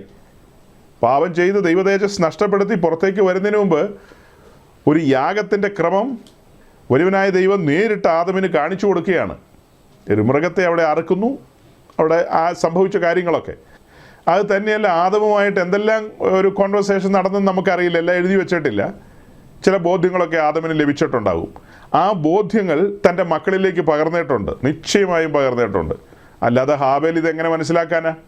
ജീവനുള്ള ദൈവത്തിൻ്റെ സന്നിധിയിലേക്ക് വരുമ്പോൾ യാഗരക്തവുമായിട്ടല്ലാതെ വരാൻ പാടില്ല. കായികനികളുമായിട്ടല്ല യാഗം അർപ്പിക്കേണ്ടത്. ദൈവസന്നിധിയിൽ എങ്ങനെ യാഗം അർപ്പിക്കണം എന്നുള്ള ബോധ്യം ഹാബേലിന് കിട്ടിയത് ആദമിൽ നിന്ന് തന്നെയാണ്. അതേസമയം തന്നെ കായിനും ഇതേ കാര്യങ്ങളെ മനസ്സിലായിട്ടുണ്ട്. പക്ഷെ അവൻ അലക്ഷ്യമാക്കി കളഞ്ഞു. യഹോവയുടെ സന്നിധി അലക്ഷ്യമാക്കി കളഞ്ഞു. ഇങ്ങനെയാണേലും മതി, അല്ലെങ്കിൽ ഇങ്ങനെയാണേലും പ്രസാദിക്കുമായിരിക്കും എന്ന ഒരു ചിന്തയിൽ ഇപ്പം ഞാൻ ഇങ്ങനെ ചെയ്യുന്നുള്ളൂ, ഇപ്പം എൻ്റെ കയ്യിൽ നിലവിൽ ഈ ചേനയും ചെയ്യുമ്പോൾ ഉള്ളൂ, അതുകൊണ്ട് ഇതിലങ്ങ് പ്രസാദിച്ചേരെ എന്ന ഒരു നയമാണ്. ആ നയം ദൈവസന്നിധി വിലപ്പോയില്ല. ദൈവത്തിൻ്റെ കോപമാണ് അവൻ്റെ മേൽ വന്നത്, ദൈവത്തിൻ്റെ കോപം. അതേസമയം നമ്മൾ കാലങ്ങൾക്ക് ശേഷം സമാഗമന കൂടാരത്തിൻ്റെ നിർമ്മിതിയിലേക്ക് വരികയാണ്. സമാഗമന കൂടാരത്തിൻ്റെ നിർമ്മിതിയിലേക്ക് വരുവനായ ദൈവം ഈ ഭൂമിയിൽ തൻ്റെ ജനത്തോടുകൂടെ, തിരഞ്ഞെടുക്കപ്പെട്ട ജനമായ ഇസ്രായേലിനോടുകൂടെ വാസം ചെയ്യുവാനും അവരുടെ യാത്രാപഥത്തിൽ അവരോട് കൂടെ സഞ്ചരിക്കുവാനും ആഗ്രഹിച്ച സമയം അത് തുറന്നു പറയുകയാണത്. അതിനു മുമ്പ് അബ്രഹാമിനോടും ഇസഹാക്കിനോടും യാക്കോബിനോടും, അതിനും പുറകിൽ നോഹയോടും, അതിനും പുറകിൽ ഹാനോക്കിനോടും കൂടെ നടന്നിട്ടുണ്ട്. ദൈവം സംസാരിച്ചിട്ടുണ്ട്, അതൊക്കെ ശരിയാ. പക്ഷെ സ്ഥിരമായി അവരുടെ നടുവിൽ വസിക്കാൻ ആഗ്രഹിക്കുന്ന ഒരു ദൈവം, ഫെലോഷിപ്പ്, കൂട്ടായ്മ ആചരിപ്പാൻ ആഗ്രഹിക്കുന്ന ഒരു ദൈവം, അവരുടെ നടുവിൽ വസിച്ചുകൊണ്ട് അവരെ വഴി നടത്താൻ ആഗ്രഹിക്കുന്നൊരു ദൈവം. അതാണ് അവരും നമ്മൾ തമ്മിലുള്ള വ്യത്യാസം മനസ്സിലാക്കണം കേട്ടോ. ഞാൻ ഇടയ്ക്ക് കയറി പറയാ. അവരുടെ നടുവിൽ വസിച്ചു, നമ്മുടെ ഉള്ളിൽ വസിച്ചു. വലിയ അന്തരമാണ്. അവരുടെ നടുവിൽ വസിച്ചു, നമ്മുടെ ഉള്ളിൽ വസിച്ചു. ചെറിയ അന്തരമാണോ? വലിയ അന്തരമാണ്. അതിനാണ് ഇങ്ങനത്തെ വിഷയങ്ങളൊക്കെ പഠിക്കണമെന്ന് പറയുന്നത്. അതിന് വരെ ആണും പെണ്ണും എല്ലാം കൂടെ ബാംഗ്ലൂർ പോയിട്ട് കണ്ടവൻ ലിക്വിഡ് ഫയർന്നോ ഏതാണ്ട് പറഞ്ഞു കഴിഞ്ഞാൽ കൂടിപ്പോവും. അങ്ങനെയുള്ള പ്രാന്തിൻ്റെ പുറകെ ഓടി നടക്കുകയാണ്. പെണ്ണുങ്ങളൊക്കെ, പെൺപിള്ളേരൊക്കെ കിടന്നങ്ങ് ഇളകി മറിയല്ലേ, ഓ എൻ്റെ ഇന്ത്യ എന്നൊക്കെ പറഞ്ഞ് കാറി കൂന്ന കേൾക്കണം. ഇത് വല്ലതും അറിയുന്നുണ്ടോ? ഈ വചനത്തിൻ്റെ ആഴങ്ങൾ, വചന സത്യങ്ങളൊന്നും ഗ്രഹിക്കുന്നില്ല. ഇതൊന്നും ഗ്രഹിക്കാതെയാണ് ഈ പെരിഫറൽ ലൈനിലുള്ള തുള്ളലുകളുടെ പുറകെ ഇവർ പോകുന്നത്. കാര്യം മനസ്സിലാകുന്നില്ല. ഓക്കെ, പറഞ്ഞു വരാം. അപ്പോൾ കയീനിലും അവൻ്റെ യാഗത്തിലും പ്രസാദിച്ചില്ല, ഹാബേലിലും അവൻ്റെ യാഗത്തിലും പ്രസാദിച്ചു. ഇവിടെ വലിയവനായ ദൈവം മോശയോട് കൽപ്പിച്ചു, വളരെ കൃത്യമായിട്ടും. ഒരു തരത്തിൽ പറഞ്ഞാൽ ഒരു പരിശോധനയും കൂടെയാണ് കേട്ടോ അത്. അങ്ങനെ കേട്ടിട്ടില്ലായിരിക്കും, എന്നാൽ ഇന്ന് കേട്ടോ. മോശയോട് ഈ കാര്യങ്ങളെല്ലാം പറഞ്ഞിട്ട് വലിയവനായ ദൈവം ഉറ്റു നോക്കുന്നുണ്ടല്ലോ. മോശ അതുപോലെ തന്നെയാണോ ചെയ്യുന്നതെന്ന്. മോശ എന്ന് പറഞ്ഞാൽ ആരാ? മോശയെക്കുറിച്ച് എഴുതിയിരിക്കുന്നൊരു വാക്യമുണ്ട് അപ്പോസ്തലപ്രവൃത്തി 7-ാം അധ്യായത്തിൽ. സ്തേഫാനോസിൻ്റെ പ്രസംഗത്തിലാണ് പറയുന്നത്, മോശ വാക്കിലും പ്രവൃത്തിയിലും സമൃദ്ധനായിരുന്നു. വാക്കിലും പ്രവൃത്തിയിലും സമൃദ്ധനായ മോശ. അതിന് കാരണം എന്നാ? ഫറവോൻ്റെ കൊട്ടാരത്തിൽ വളർന്നവനല്ലേ, ജൂനിയർ ഫറവോ എന്ന നിലയിൽ വളർന്നു വന്നവനാണ്. അരമനയിലിരുന്ന് നല്ല വില കൂടിയ ബദാമും അണ്ടിപ്പരിപ്പും പിന്നെ സാഫ്രോണും അങ്ങനെയുള്ള കാര്യങ്ങളൊക്കെ തിന്നുകുടിച്ച് പിന്നെ വലിയ പ്രൊഫസേഴ്സിൻ്റെ കൂടെ ഇരുന്ന് അവരൊക്കെ ആയിരിക്കും പഠിപ്പിച്ചത്. മിസ്രൈമിലെ വലിയ വലിയ പ്രൊഫസേഴ്സ്, 1, 2, 3 ഡോക്ടറേറ്റ് ഉള്ള, MTH ഉള്ള, അങ്ങനെ പലതുമുള്ള മോശ അവരുടെ കൂട്ടത്തിലിരുന്ന് എല്ലാം പഠിച്ചു. അങ്ങനെ എല്ലാം പഠിച്ചു വരികയാണ്. പിന്നെ കാലാന്തരത്തിൽ ഈ മരുഭൂമിയിലുള്ള സഞ്ചാരത്തിലും ഈ ആടുകളെയൊക്കെ തീറ്റി നടന്ന ആ കാലത്താണ് മോശയെ സംബന്ധിച്ച് ഈ വിക്കും കാര്യങ്ങളൊക്കെ പിടിപെട്ടിരിക്കുന്നത്. അല്ലെങ്കിൽ പിന്നെ ഈ നമ്മൾ കണ്ട വാക്യം, മോശ മിസ്രൈമ്യരുടെ സകല ജ്ഞാനവും അഭ്യസിച്ച് വാക്കിലും പ്രവൃത്തിയിലും സമർത്ഥനായി തീർന്നു. യൂണിവേഴ്സിറ്റി ഓഫ് മിസ്രൈം, അവിടുന്ന് ഡോക്ടറേറ്റും പോസ്റ്റ് ഡോക്ടറേറ്റും എടുത്തയാളാണ് മോശ. ചില്ലറ പുള്ളിയല്ല, ആള് കേമന, ബഹുകേമന. ആ മോശയെ വിളിച്ചിട്ടാണ് വലിയവനായ ദൈവം പറയുന്നത്, തൻ്റെ താല്പര്യം പറയുന്നത്. ഞാൻ ഈ ജനത്തിൻ്റെ നടുവിൽ വസിക്കാൻ ആഗ്രഹിക്കുന്നു, അതിന് തിരുനിവാസം നീ നിർമ്മിക്കണം, അതിൻ്റെ ഉപകരണങ്ങളും സകല കാര്യങ്ങളും ഞാൻ കാണിച്ചു തരുന്ന മാതൃകപ്രകാരമായിരിക്കണം, പർവ്വതത്തിലെ മാതൃകപ്രകാരമായിരിക്കണം. അതങ്ങനെ തന്നെ ഏറ്റെടുത്ത മോശ. ഞാൻ ഈ മോശയെക്കുറിച്ച് ചിന്തിക്കുമ്പോൾ ഉണ്ടല്ലോ സഹോദരങ്ങളെ, നമ്മുടെ ഇന്നത്തെ പാസ്റ്റേഴ്സിനെയും മോശയും വെച്ച് ചിന്തിക്കുമ്പോൾ സല്യൂട്ട് കൊടുക്കാതെ മാർഗമില്ല. സല്യൂട്ട് കൊടുക്കാതെ ഒരു മില്ലിമീറ്റർ അങ്ങോട്ടും ഇങ്ങോട്ടും മാറാൻ താൻ സമ്മതിച്ചില്ല. ഒരു മില്ലിമീറ്ററും. ഇത് ഓരോ ഉപദേശിമാരെങ്ങനെയാണെന്ന് വെച്ച് കഴിഞ്ഞാൽ കേരളത്തിൽ ഒരു രീതിയിൽ, വേറൊരു സ്ഥലത്ത് ചെന്നാൽ വേറൊരു രീതിയിൽ, വേറൊരു രാജ്യത്ത് ചെന്നാൽ വേറൊരു രീതിയിൽ, അങ്ങനെ ഓരോരോ സ്ഥലങ്ങളിൽ ചെല്ലുമ്പോൾ ഓരോരോ രീതിയിലാണ്. ലോകത്ത് എവിടെയാണെങ്കിലും ഒരു ഉപദേശത്തിൽ നിൽക്കണം, ലോകത്ത് എവിടെയാണെങ്കിലും. അപ്പോൾ അതിൽ ലാഭനഷ്ടങ്ങളൊന്നും നോക്കണ്ടെന്നേ. പർവ്വതത്തിലെ മാതൃക പ്രകാരം അല്ലാതെ ഇത് പണിയാൻ പറ്റില്ല. ശുശ്രൂഷകരുടെയൊക്കെ കയ്യിൽ അളവ് നൂലും തൂക്കുകട്ടയും വേണം. അതൊക്കെ വേറെ ടോപ്പിക്കാണ്, ഇടയ്ക്ക് കയറി പറയുന്ന ഞാൻ. ഏതൊരു ശുശ്രൂഷകൻ്റെ കയ്യിലും അളവ് നൂലും തൂക്കുകട്ടയും വേണം. അപ്പോൾ തൂക്കുകട്ട എന്താ, അളവ് നൂല് എന്താണെന്നൊക്കെ അന്വേഷിച്ച് കണ്ടെത്തിക്കോണം. നമ്മൾ മുന്നമേ അതൊക്കെ പറഞ്ഞിട്ടുണ്ട്. അപ്പോൾ ശുശ്രൂഷകരുടെ കയ്യിൽ അളവ് നൂലും തൂക്കുകട്ടയും വേണം. മോശയുടെ കയ്യിൽ അതുണ്ടായിരുന്നു. ലഭിക്കപ്പെട്ട അളവിലാണ് ഈ കാര്യങ്ങളൊക്കെ പണത്. ഞാൻ ഇത്രയും വിശദമായി പരത്തി എന്തിനാണ് പറയുന്നത്? ഒരു കാര്യം നിങ്ങളെ ധരിപ്പിക്കാനുണ്ട്. ലേവ്യ പുസ്തകം 9:23-24. 23 ഈ പറഞ്ഞ കാര്യങ്ങൾ അങ്ങനെ തന്നെ പണിതുകൊണ്ട് വലിയവനായ ദൈവം മോശയിൽ സംപ്രീതനായി, പണിയിൽ സംപ്രീതനായി, പ്രസാദിച്ചു. ദൈവ സാന്നിധ്യം ഇറങ്ങി അവിടെ, ദൈവ സാന്നിധ്യം. ഇനി അടുത്ത പടി അവരുടെ ശുശ്രൂഷയിൽ പ്രസാദിക്കുകയാണ്. നോക്കണം, ആദ്യപടി കൂടാരം നിർമ്മിച്ച കാര്യത്തിൽ ദൈവം പ്രസാദിച്ചു. ആദ്യത്തെ പടി അതാണ്. കൂടാരം നിർമ്മിച്ച കാര്യങ്ങളും എല്ലാ കാര്യത്തിലും പ്രസാദിച്ചു. അടുത്ത പടി എന്ന് പറയുന്ന അവർ യാഗപീഠത്തിൽ അർപ്പിച്ചിരിക്കുന്ന യാഗം, നമ്മളൊരു വാക്യം വായിച്ചു, അത് നിയമപ്രകാരം അർപ്പിച്ചെന്ന്. നിയമപ്രകാരം. അപ്പം നമ്മൾ പറയുന്ന ഓരോ യാഗങ്ങളും, നമ്മൾ പറയുന്ന ഓരോ സ്തോത്ര ബലികൾ, സ്തുതിയും സ്തോത്രവും, ആത്മാവിലുള്ള ആരാധന, ഈ കാര്യങ്ങളൊക്കെ അതിൻ്റെ നിയമപ്രകാരം അല്ലെങ്കിൽ ദൈവം പ്രസാദിക്കുമോ?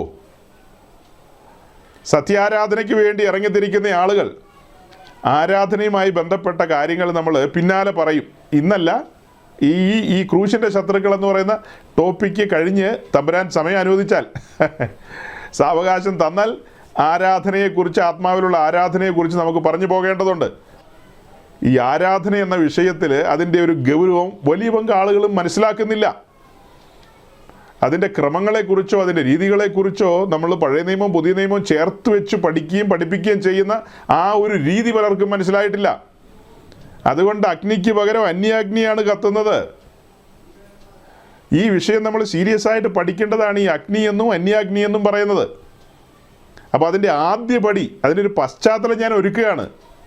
ഇത്രയും നേരം പറഞ്ഞു വന്നത് എന്താ? ഒരു പശ്ചാത്തലം ഒരുക്കുക, സമാഗമന കൂടാരത്തെ ഒന്ന് പരിചയപ്പെടുത്തി, അതിൻ്റെ അതിപരിശുദ്ധ സ്ഥലത്തേക്ക് ദൈവസാന്നിധ്യം ഇറങ്ങുന്ന കാണിച്ചു തന്നു, ഒരു വീഡിയോയിലൂടെ ഡെമോൺസ്ട്രേറ്റ് ചെയ്തു നിങ്ങളുടെ മുമ്പിൽ. അങ്ങനെ ദൈവസാന്നിധ്യം അവിടെ ഇറങ്ങി, ദൈവം അവിടെ വസിക്കാൻ ആരംഭിക്കുന്നു. അവിടെ നിന്ന് തീ പുറപ്പെട്ട് ഈ യാഗപീഠത്തിലെ യാഗവസ്തുവിനെ ദഹിപ്പിച്ചു. ഒരുവൻ സുവിശേഷം കേട്ട് രക്ഷാനിർണയം പ്രാപിച്ച് ദൈവരാജ്യത്തിലേക്ക് വരുന്നു. പരിശുദ്ധാത്മാവ് പാപബോധം കൊടുത്തൊരുവനെ ദൈവസന്നിധി കൊണ്ടുവരികയാണല്ലോ. അതാണല്ലോ അതിൻ്റെ ഒരു ആദ്യപടി. അടുത്തപടി വിശ്വാസ സ്നാനത്തിന് ഇറങ്ങിത്തിരിക്കുമ്പോൾ തൻ്റെ ശരീരത്തെ സമർപ്പിക്കണം. അതുമാത്രമല്ല, തന്നെ സമ്പൂർണ്ണമായും ബലിപീഠത്തിലേക്ക് ഏൽപ്പിച്ചു കൊടുക്കുകയാണ്, യാഗപീഠത്തിലേക്ക് ഏൽപ്പിക്കുകയാണ്. അങ്ങനെ ഏൽപ്പിച്ചു കൊടുക്കുമ്പോൾ അത് പ്രമാണപ്രകാരമായിരിക്കണം. റോമാലേഖനം 12-ാം അധ്യായത്തിൽ കൃത്യമായി പറയുന്നുണ്ട്, അത് ബുദ്ധിയുള്ളൊരു ആരാധനയായി, ജീവനും വിശുദ്ധിയുമുള്ളൊരു യാഗമായി തന്നെ സമർപ്പിക്കണമെന്ന നിലയിലാണ് എഴുതിയിരിക്കുന്നത്. അതൊരു യാഗമായിട്ടാണ് സമർപ്പിക്കേണ്ടത്. അപ്പോൾ യാഗത്തിൻ്റെ ക്രൈറ്റീരിയ ഒക്കെ മനസ്സിലാകണമെങ്കിൽ ലേവ്യ പുസ്തകത്തിലൊക്കെ പോകേണ്ടി വരും. അപ്പോൾ യാഗവുമായി ബന്ധപ്പെട്ട കാര്യങ്ങളൊക്കെ ഇന്നും ഞാൻ ഒരു സഹോദരനുമായിട്ട് അതിനെക്കുറിച്ച് സംസാരിക്കാനിടയായി. അതായത് ഇങ്ങനെ ഈ ഒരു സമർപ്പണ ജീവിതത്തിലേക്ക് വരുന്ന വിശ്വാസികളെ ചില ആളുകൾ ഇങ്ങനെ പരിഹസിക്കാറുണ്ട്. പൊതുവെ അവരുടെ കയ്യിലിരിക്കുന്ന ഫോണിൻ്റെ വില നോക്കി, പിന്നെ അവരുടെ വീടിൻ്റെ മുന്നിൽ കിടക്കുന്ന കാറ്, അതിൻ്റെ ടയർ 4 ടയറുണ്ടല്ലോ, അതിൻ്റെ ആവശ്യമുണ്ടോ? പെന്തിക്കോസുകാർക്ക് 3 ടയർ പോരെ? ഓക്കെ, ഇങ്ങനെ പറയുകയാണ് ഓരോരുത്തർ. പിന്നെ അവൻ്റെ വീടിൻ്റെ അവിടെയുള്ള ജനൽ 3 പാളി ജനൽ എന്തിനാ 2 പാളി പോരെ? പല ചോദ്യങ്ങളാണ്. സ്നാനം ഇതുമായിട്ട് തന്നെ ബന്ധം, സമർപ്പിത ജീവിതം ഇതുമായിട്ട് തന്നെ ബന്ധം. അതൊക്കെ പിന്നത്തെ കാര്യമല്ലേ. ഒരുവനോട് കർത്താവ് പറയുന്നത് എന്താ? നിൻ്റെ ശരീരം സമർപ്പിക്കാനല്ലേ പറയുന്നത്. മൊബൈൽ ഫോൺ സമർപ്പിക്കുന്ന കാര്യമോ, കാറ് സമർപ്പിക്കുന്ന കാര്യമോ, വീട് സമർപ്പിക്കുന്ന കാര്യമൊന്നും അല്ല പറയുന്നത്. അതൊക്കെ പിന്നത്തെ കാര്യമാണ്. ഇവിടെ ആദ്യപടി എന്ന് പറയുന്ന ഒരുവൻ്റെ ആത്മാവിൻ്റെ വീണ്ടെടുപ്പ് നടക്കുന്നു. അടുത്തപടി അവൻ തൻ്റെ ശരീരത്തെ സമർപ്പിക്കുകയാണ്, തൻ്റെ ദേഹത്തെയും ദേഹിയെയും ബലിപീഠത്തിൽ ഏൽപ്പിക്കുകയാണ്.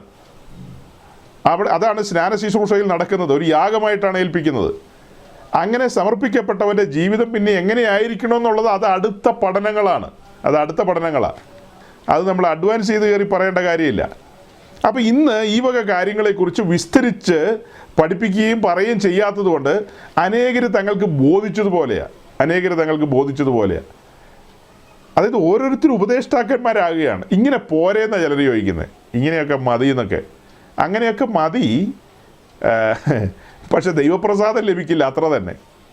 ഇപ്പം ഈ സമാഗമന കൂടാരത്തിൻ്റെ പണിയിൽ ഏതെങ്കിലും കാര്യം ഡിസോർഡർ ആയിരുന്നെങ്കിൽ, ഏതെങ്കിലും കാര്യം അങ്ങോട്ടും ഇങ്ങോട്ടും മാറിയിരുന്നെങ്കിൽ ദൈവസാന്നിധ്യം ഇറങ്ങുമോ? അവിടെ ദൈവത്തിൻ്റെ പ്രസാദം ലഭിക്കുമോ? നിങ്ങൾ അങ്ങനെ ചിന്തിക്കണം സഹോദരങ്ങളെ, അങ്ങനെ ചിന്തിക്കണം. കൂടാരം എന്ന് പറയുന്നത് ദൈവത്തിൻ്റെ വാസസ്ഥലമാണ്, ദൈവം വസിക്കുന്നിടമാണ്. അത് പർവ്വതത്തിലെ മാതൃക പ്രകാരം തന്നെയായിരിക്കണം. ബാഹ്യമായ ഒരു ആലോചന അതിനകത്ത് പാടില്ല. ജാതികളുടെ സമ്പ്രദായങ്ങളൊന്നും അതിൽ കൊണ്ടുവരാൻ പാടില്ല. അപ്പോൾ സമാഗമന കൂടാരം കഴിഞ്ഞു, അത് കഴിഞ്ഞ് യെരുശലേം ദൈവാലയം കഴിഞ്ഞു. മൂന്നാമത് വരുന്ന കൂടാരം അഥവാ ആലയം, തിരുനിവാസം എന്ന് പറയുന്നത് ഞാനും നിങ്ങളുമാണ്. അപ്പോൾ നമ്മുടെ വിഷയത്തിൽ നിന്ന് ഞാനൊന്ന് മാറി ഈ ഒരു കാര്യം ഇടയ്ക്ക് കയറിയൊന്ന് പറയുന്നതേ ഉള്ളൂ. ചില സഹോദരങ്ങൾക്കൊന്ന് മനസ്സിലാക്കാൻ വേണ്ടിയിട്ടാണ്. ഞാൻ അവരോടൊക്കെ സംസാരിച്ചിരുന്ന കാര്യമായതുകൊണ്ട് സന്ദർഭവശാൽ ഇത് ഒത്തു വന്നതുകൊണ്ട് ഞാൻ ആ ഭാഗം പറയുകയാണ്. എന്താ പറയുന്നത്? അതായത് സമാഗമന കൂടാരത്തിന് എന്ത് ഗൗരവമുണ്ടോ, അവിടെ ഏത് നിലയിലാണോ ദൈവസാന്നിധ്യം ഇറങ്ങിയത്, അതെങ്ങനെയാണോ മോശ പണിതത്, അങ്ങനെ തന്നെ നമ്മൾ നമ്മുടെ ജീവിതത്തെയും പരിഗണിക്കണം. ഇതിന് അത്ര ഗൗരവം കൊടുക്കണം. ചുമ്മാ നമ്മൾ യാക്കോബേന്നോ ഓർത്തഡോക്സിന്നോ അല്ലെങ്കിൽ ഹൈന്ദവ വിശ്വാസത്തിൽ നിന്നോ എവിടെന്നെങ്കിലുമൊക്കെ ഒറ്റച്ചാട്ടമേ ഏതോ കുളത്തിലേക്കോ പുഴയിലേക്കോ എടുത്തിയാടി അങ്ങനെ നമ്മളിപ്പോൾ പെന്തിക്കോസായി. അങ്ങനെ ഒരു പെന്തിക്കോസൊന്നും അല്ല. നമ്മൾ വന്നിരിക്കുന്നത് ഇത്ര വലിയ രക്ഷയിലേക്കാണ്. ആ രക്ഷയുടെ മഹാത്മ്യം തിരിച്ചറിയണം. അത് തിരിച്ചറിഞ്ഞ് വിശ്വാസ സ്നാനത്തിന് ഇറങ്ങുമ്പോൾ നമ്മൾ മുന്നമേ പ്രസംഗിച്ചൊരു പ്രസംഗം ഓർക്കണം, 3 ന്യായവിധികൾ എന്നുള്ളത്. ആ ന്യായവിധികൾ എന്നുള്ള പ്രസംഗത്തിനകത്ത് 3-ാമത്തെ ന്യായവിധിയെക്കുറിച്ച് പറഞ്ഞപ്പോൾ സൂചിപ്പിച്ചിരുന്നു. സമാഗമന കൂടാരത്തിന് മുൻപിലുള്ള യാഗപീഠത്തിൻ്റെ പിക്ചർ മുൻപിൽ വെച്ചിട്ട് ആ വീണ്ടെടുപ്പിൻ്റെ ആഴങ്ങൾ നമ്മളന്ന് പറഞ്ഞു. അത് കഴിഞ്ഞിട്ട് വീണ്ടെടുക്കപ്പെട്ടവൻ, സകല സത്യത്തിലും വഴി നടക്കേണ്ടവൻ, പരിശുദ്ധാത്മാവ് ബോധിപ്പിച്ചതുപോലെ വിശ്വാസ സ്നാനത്തിന് അഥവാ തന്നെ രക്ഷിച്ചവനോട് ചേരുവാൻ മാമോദീസയ്ക്ക് ഇറങ്ങാൻ പോവുക. ഇറങ്ങുന്നതിന് മുമ്പ് അവനൊന്ന് തിരിഞ്ഞു നോക്കുകയാണ് യാഗപീഠത്തിലെ കാഴ്ച. ആ കാഴ്ച അത് ആ മെസ്സേജിൽ നമ്മൾ പറയുന്നുണ്ട്.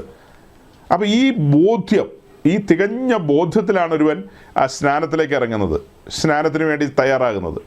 അങ്ങനെ സ്നാനത്തിലേക്ക് ഇറങ്ങിത്തിരിക്കുമ്പോൾ അവന് മനസ്സിലാകുന്ന കാര്യമുണ്ട്. ശുശ്രൂഷകൻ കൃത്യമായി പറയുകയാണ്, ഈ സ്നാനക്കുളത്തിൽ നിന്ന് പരിശുദ്ധാത്മ ശക്തിയാൽ അഥവാ പുനരുദ്ധാന ശക്തിയാൽ നീ പുറത്തേക്ക് വരുമ്പോൾ, ആ കല്ലറകളെ ഭേദിച്ച് നീ പുറത്തേക്ക് വരുമ്പോൾ നീ ഒരു ഉയർന്ന തലത്തിലേക്കാണ് വരുന്നത്. നേരെ ഉയർന്നു വരുന്നത് എന്താ? പർവ്വതത്തിൻ്റെ അനുഭവത്തിലേക്കാണ് വരുന്നത്. ആ വരുന്ന വ്യക്തി ദൈവത്തിൻ്റെ മന്ദിരമാണ്. അവിടെ മുതൽ തിരിച്ചറിയേണ്ട കാര്യമുണ്ട്, നാം അത്യുന്നതൻ്റെ നിവാസമാണ്, അത്യുന്നതൻ്റെ നിവാസമാണ്. അപ്പോൾ ഈ സ്നാനം കഴിഞ്ഞ് മുൻപോട്ട് ജീവിക്കുമ്പോൾ ജീവൻ്റെ പുതുക്കത്തിൽ നടക്കണമെന്ന് റോമർ 6 പറയുന്നു.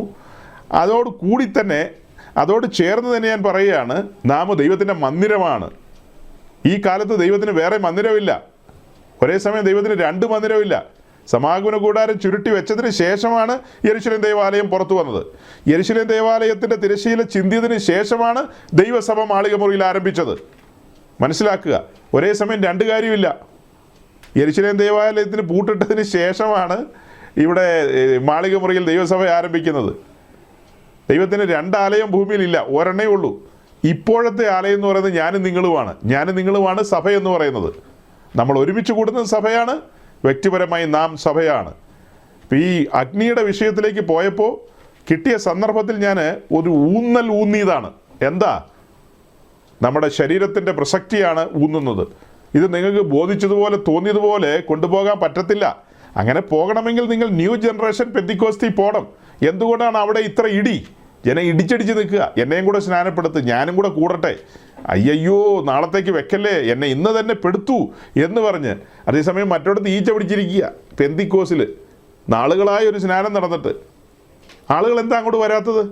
ഇപ്പം അവർ പറയുന്നുണ്ട്, പെന്തിക്കോസിലെ പാസ്റ്റേഴ്സ് പലരും പറയുന്നുണ്ട്, ഇവിടെ റിബേറ്റ് ഉണ്ട്. റിബേറ്റ് എന്ന് പറഞ്ഞാൽ മനസ്സിലാവില്ലല്ലോ. ഇവിടെ വമ്പിച്ച ഇളവുകൾ. പണ്ടായിരുന്നു അങ്ങനെ, പണ്ടായിരുന്നു ഇങ്ങനെ. പണ്ടത്തെ അപ്പച്ചന്മാർക്ക് പ്രാന്തായിരുന്നു, പണ്ടത്തെ അമ്മച്ചിമാർക്ക് വട്ടായിരുന്നു. ഇപ്പോൾ ഇളവുകളുണ്ട്. കടന്നു വരൂ എന്നിട്ടും ആളുകൾ വരുന്നില്ല. അപ്പം ആ ചോദ്യത്തിന് ജനം പ്രതികരിക്കുന്നില്ല. ഇളവുകൾ കൊടുക്കാമെന്ന് പറഞ്ഞിട്ടും ആളുകൾ വരുന്നില്ല. അതേസമയം ഈ പറഞ്ഞ ന്യൂജൻ കൂട്ടങ്ങളിലേക്ക് ജനം ഇടിച്ചു കയറുന്നത് എന്താ? അവിടെ അവർ കയറി ചെല്ലുമ്പോൾ തന്നെ ഓഫർ പറയാണ്, ഇവിടെ ചെത്തില്ല, ഇവിടെ നിങ്ങളെ അധികം ഫലം കായ്ക്കേണ്ടതിന് ചെത്തുന്ന പ്രശ്നം ഉദിക്കുന്നില്ല, ഇവിടെ അങ്ങനെ ഒരു വെട്ടുകത്തി ഇല്ല, ഇവിടെ നിങ്ങൾ ക്രൂശ് എടുക്കേണ്ട ഒരു കാര്യമില്ല, കർത്താവ് ക്രൂശ് എടുത്ത് കഴിഞ്ഞു, ഇവിടെ നിങ്ങൾ നുകത്തിൻ കീഴിൽ വരേണ്ട കാര്യമില്ല, അതിൻ്റെ അങ്ങനത്തെ കേസ് ഇവിടെ ഇല്ല, അധിക ഭാരം നിങ്ങളുടെ മുതുകിൽ ഞങ്ങൾ വെക്കില്ല. ഉടനെ അതിന് വാക്യമുണ്ടെന്നേ.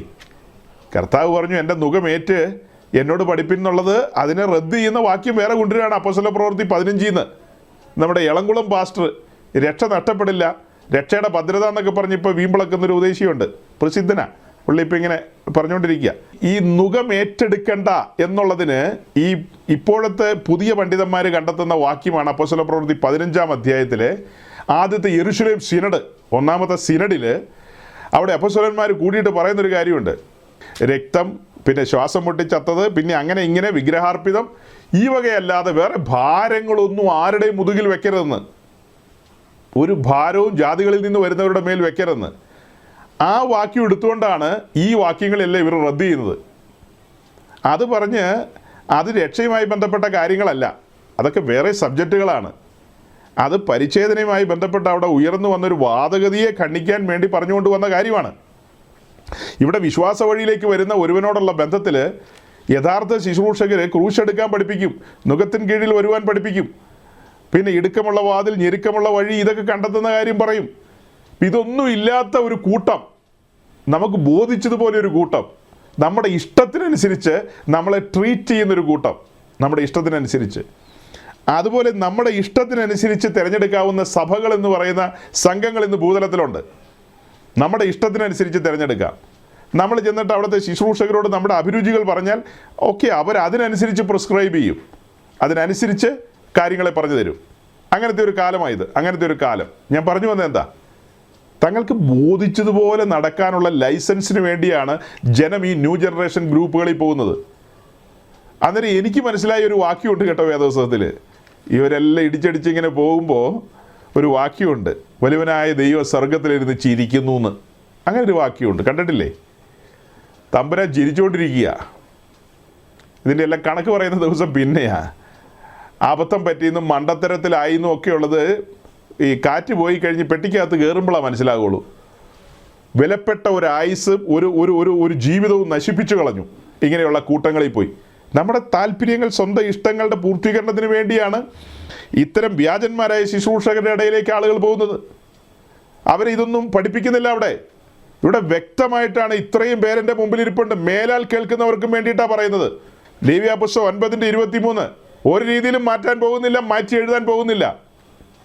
നിങ്ങൾ നാളെ വന്നാലും കൊള്ളാം, വന്നില്ലെങ്കിലും കൊള്ളാം. നിങ്ങൾ ക്രിസ്തീയ വിശ്വാസം വിട്ടുപോകുക എന്ന് പറഞ്ഞാലും ഗുഡ് ബൈ എന്ന് പറയും, അത്ര തന്നെ. ലേവ്യ പുസ്തകം 9:23 പർവ്വതത്തിലെ മാതൃക പ്രകാരം പണിയണം, വള്ളി പുള്ളി മാറാൻ പാടില്ല. അങ്ങനെ പണിതപ്പോൾ, യഹോവ കൽപ്പിച്ചതുപോലെ പണിതപ്പോൾ, ജാതികളുടെ രീതിക്കനുസരിച്ചല്ലെന്നേ, മിസ്രൈമിലെ രീതിക്കനുസരിച്ചല്ല. മിസ്രൈമിലെ അളവല്ലത്, ഇത് ഉയരത്തിലെ അളവാണ്. മിസ്രൈമിലെ അളവിൽ നിങ്ങൾക്ക് പണിയണമെങ്കിൽ നിങ്ങൾ കോട്ടയത്തിന് തങ്കുൻ്റെ കൂടെയൊക്കെ പോകണം. ഞാൻ ഓപ്പണായിട്ടാണ് പറയുന്നത്, വളച്ചും തിരിച്ചും മറിച്ചുമൊന്നും അല്ല പറയുന്നത്. നിങ്ങൾക്ക് അങ്ങനെ ജീവിക്കണമെങ്കിൽ ഈ ബാംഗ്ലൂരിൽ ഉണർവെന്ന് പറഞ്ഞു വന്ന് കാട്ടിക്കൂട്ടിയ ആൾക്കാരുണ്ടല്ലോ, അവരുടെ കൂടാരങ്ങളിലേക്ക് പോകുക, അവർ പറയുന്ന പോലെ ജീവിക്കുക, സന്തോഷത്തോടെ ജീവിക്കാൻ കഴിയും. ചില ഇമ്പാർട്ടേഷൻസൊക്കെ നിങ്ങൾക്ക് കിട്ടും.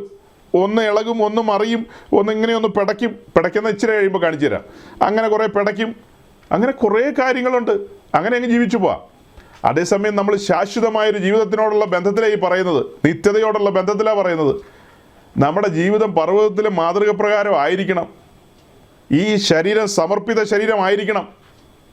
ഇതിനകത്ത് നിങ്ങൾക്കൊരു അവകാശവും ഇല്ലെന്ന് നമ്മൾ പഠിപ്പിച്ചിട്ടുണ്ട്. ഇവിടെ ഈ ശരീരത്തിൽ എനിക്കൊരു അവകാശവും ഇല്ല. എനിക്ക് ഇഷ്ടമുള്ളതുപോലെ ഇതിനകത്ത് കൈകാര്യം ചെയ്യാൻ പറ്റില്ല. അതിൻ്റെ വിശദമായ പഠനമൊന്നും ഇപ്പം ഇല്ല കേട്ടോ. ആരുടെയെങ്കിലും ഉള്ളിൽ അങ്ങനത്തെ സന്ദേഹമൊക്കെ വരുന്നുണ്ടെങ്കിൽ നല്ല ഭംഗിയായിട്ട് മനോഹരമായിട്ട് പഠിപ്പിക്കാൻ തമ്പുരാൻ കൃപ തന്നിട്ടുണ്ട്. അത് കോൺഫിഡൻസിലാണ് ഇതിനു മുമ്പ് പറഞ്ഞിട്ടുള്ളത്. തികഞ്ഞ കോൺഫിഡൻസിൽ ഇനിയും പറയും. പാപത്തിൻ്റെ പടുകുഴിയിൽ മുങ്ങി താണുകൊണ്ടിരുന്നവരാ നമ്മൾ. ഒരു കണ്ണിനും അലിവ് തോന്നാതെ അങ്ങനെ കിടന്നതാ. തീർന്നു പോകേണ്ടതായിരുന്നു. ഭയാനകമായ ന്യായവിധിയിലേക്ക് നമ്മെ വലിച്ചുകൊണ്ട് പോവുകയായിരുന്നു പാപം നമ്മെ ഓരോ ദിവസവും വലിച്ചുകൊണ്ടിരിക്കുകയായിരുന്നു. എങ്ങോട്ടാ? ന്യായവിധിയിലേക്ക്. നാം ന്യായവിധി പോകേണ്ടവരായിരുന്നു. ഇത്ര വലിയ മരണത്തിൽ നിന്ന് കൃപയാൽ ലഭിക്കപ്പെട്ട ഉദ്ധാരണം, ഈ ഒരു ബോധ്യം 24 മണിക്കൂർ ഓരോ വിശുദ്ധന്മാരെ ഭരിക്കും. 24 മണിക്കൂറും അവരെ ഭരിക്കും. ഈ ബോധ്യത്തിലാണ് അവർ സഭായോഗത്തിന് വരുന്നത്. ഈ ബോധ്യത്തിലാണ് അവരുടെ സഞ്ചാരങ്ങൾ. ഈ ബോധ്യത്തിലാണ് അവർ ഓരോരോ കാര്യങ്ങൾ ചെയ്യുന്നത്. സഹോദരങ്ങൾ മനസ്സിലാക്കണം, ഈ ഒരു വലിയ ബോധ്യത്തിലാണ് അവരിതൊക്കെ ചെയ്യുന്നത്. ഇത് പറയുമ്പോൾ ഞാൻ ഇടയ്ക്ക് കയറി മറ്റൊരു കാര്യം ഇവിടെ ഒന്ന് പറഞ്ഞിട്ട് മുന്നോട്ട് പോവാം. ഞാൻ തുടക്കത്തിൽ പറഞ്ഞല്ലോ, നമ്മൾ ക്രൂശിൻ്റെ ശത്രുക്കൾ എന്നൊരു ടോപ്പിക്കാണ് പറഞ്ഞുകൊണ്ടിരിക്കുന്നത്. കുറേ ആഴ്ചകളായി പറഞ്ഞുകൊണ്ടിരിക്കുന്നു. അതിനിടയിൽ നമ്മുടെ ചുറ്റും നടന്ന പല കാര്യങ്ങളും പറയാനിടയായി. അതിലൊക്കെ ആത്മീയ വിഷയങ്ങളാണ് നമ്മൾ ഉയർത്തിയത്. ആത്മീയ വിഷയങ്ങൾ, ഈ ഉണർവിൻ്റെ കാര്യങ്ങളും മറ്റു പലതും ഒക്കെ പറഞ്ഞ് അനേക വചനങ്ങൾ നമ്മൾ പറഞ്ഞു. അപ്പോൾ ചില ആളുകൾ അലോസരം പറഞ്ഞെന്ന് പറഞ്ഞില്ലേ, ചില ആളുകളൊക്കെ അലോസരം പറഞ്ഞു. എന്തിനാണ് അദ്ദേഹത്തിൻ്റെ കാര്യം പറഞ്ഞതെന്നൊക്കെ ചോദിച്ചു. അത് ചില പാസ്റ്റേഴ്സാണ് പറഞ്ഞത്. ഞാൻ ഓർക്കും ഇവരുടെയൊക്കെ വിവേകം. കാരണം എന്താ, അവരുടെ മുമ്പിലൊരു മെസ്സേജ് കിട്ടുമ്പോൾ ഒന്ന് നോക്കണ്ടേ അതിനകത്തേക്ക്. നോക്കുമ്പോൾ എന്താ കാണുന്നത്, അതിനകത്ത് എഴുതിയിട്ടുണ്ട് ഹെഡിങ് എഴുതി വെച്ചിട്ടുണ്ട്. ആ ഹെഡിങ്ങിനോട് ചേർത്ത് എഴുതി വെച്ചിരിക്കുകയാണ് എപ്പിസോഡ് 195, 195-ാമത്തെ എപ്പിസോഡ്, പിന്നെ പാർട്ട് 25 or 23 അങ്ങനെ ഏതാണ്ട്. അപ്പോൾ സാമാന്യ ബുദ്ധിയുള്ള ഒരാൾ എന്താ മനസ്സിലാക്കണ്ടേ, ഇതിൻ്റെ പുറകിൽ 194 പ്രസംഗമുണ്ട്. അമ്പോ, ഇതിൻ്റെ പാർട്ടായിട്ടൊരു 10-24 മെസ്സേജ് വേറെയും കാണും. അപ്പോൾ ഇന്നൊരു ദിവസം പെട്ടെന്ന് വന്ന് മെത്രാപ്പോലീത്തയുടെ മരണത്തെ പറയാനോ അല്ലെങ്കിൽ മറ്റേ കോട്ടയംകാരൻ്റെ പ്രസംഗത്തെ എടുത്ത് പറയാനൊന്നും അല്ല ഇവർ പരിശ്രമിക്കുന്നത്. ഇവർ വേറെന്തോ കാര്യം പറഞ്ഞുകൊണ്ടിരിക്കുന്നവരാ. അതിനിടയിലാണ് ഈ കാര്യം പറഞ്ഞതെന്ന് ചിന്തിക്കണ്ടേ. നിങ്ങൾ ഓരോരുത്തരും ഒന്ന് ചിന്തിച്ചു നോക്കി. കഴിഞ്ഞ നാളുകളിൽ നമ്മളിവിടെ എന്താ പ്രസംഗിച്ചത്? ക്രൂശ് പ്രസംഗിച്ചവരാണ്.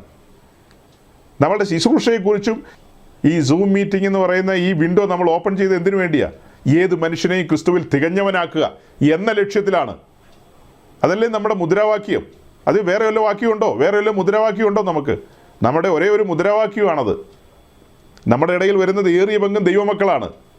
എന്താ, പുതുതായി സുവിശേഷം കേൾക്കാനുള്ളവരല്ല ഇവിടെ വരുന്നവരധികവും. ഏറിയ പങ്കും ദൈവമക്കളാണ്.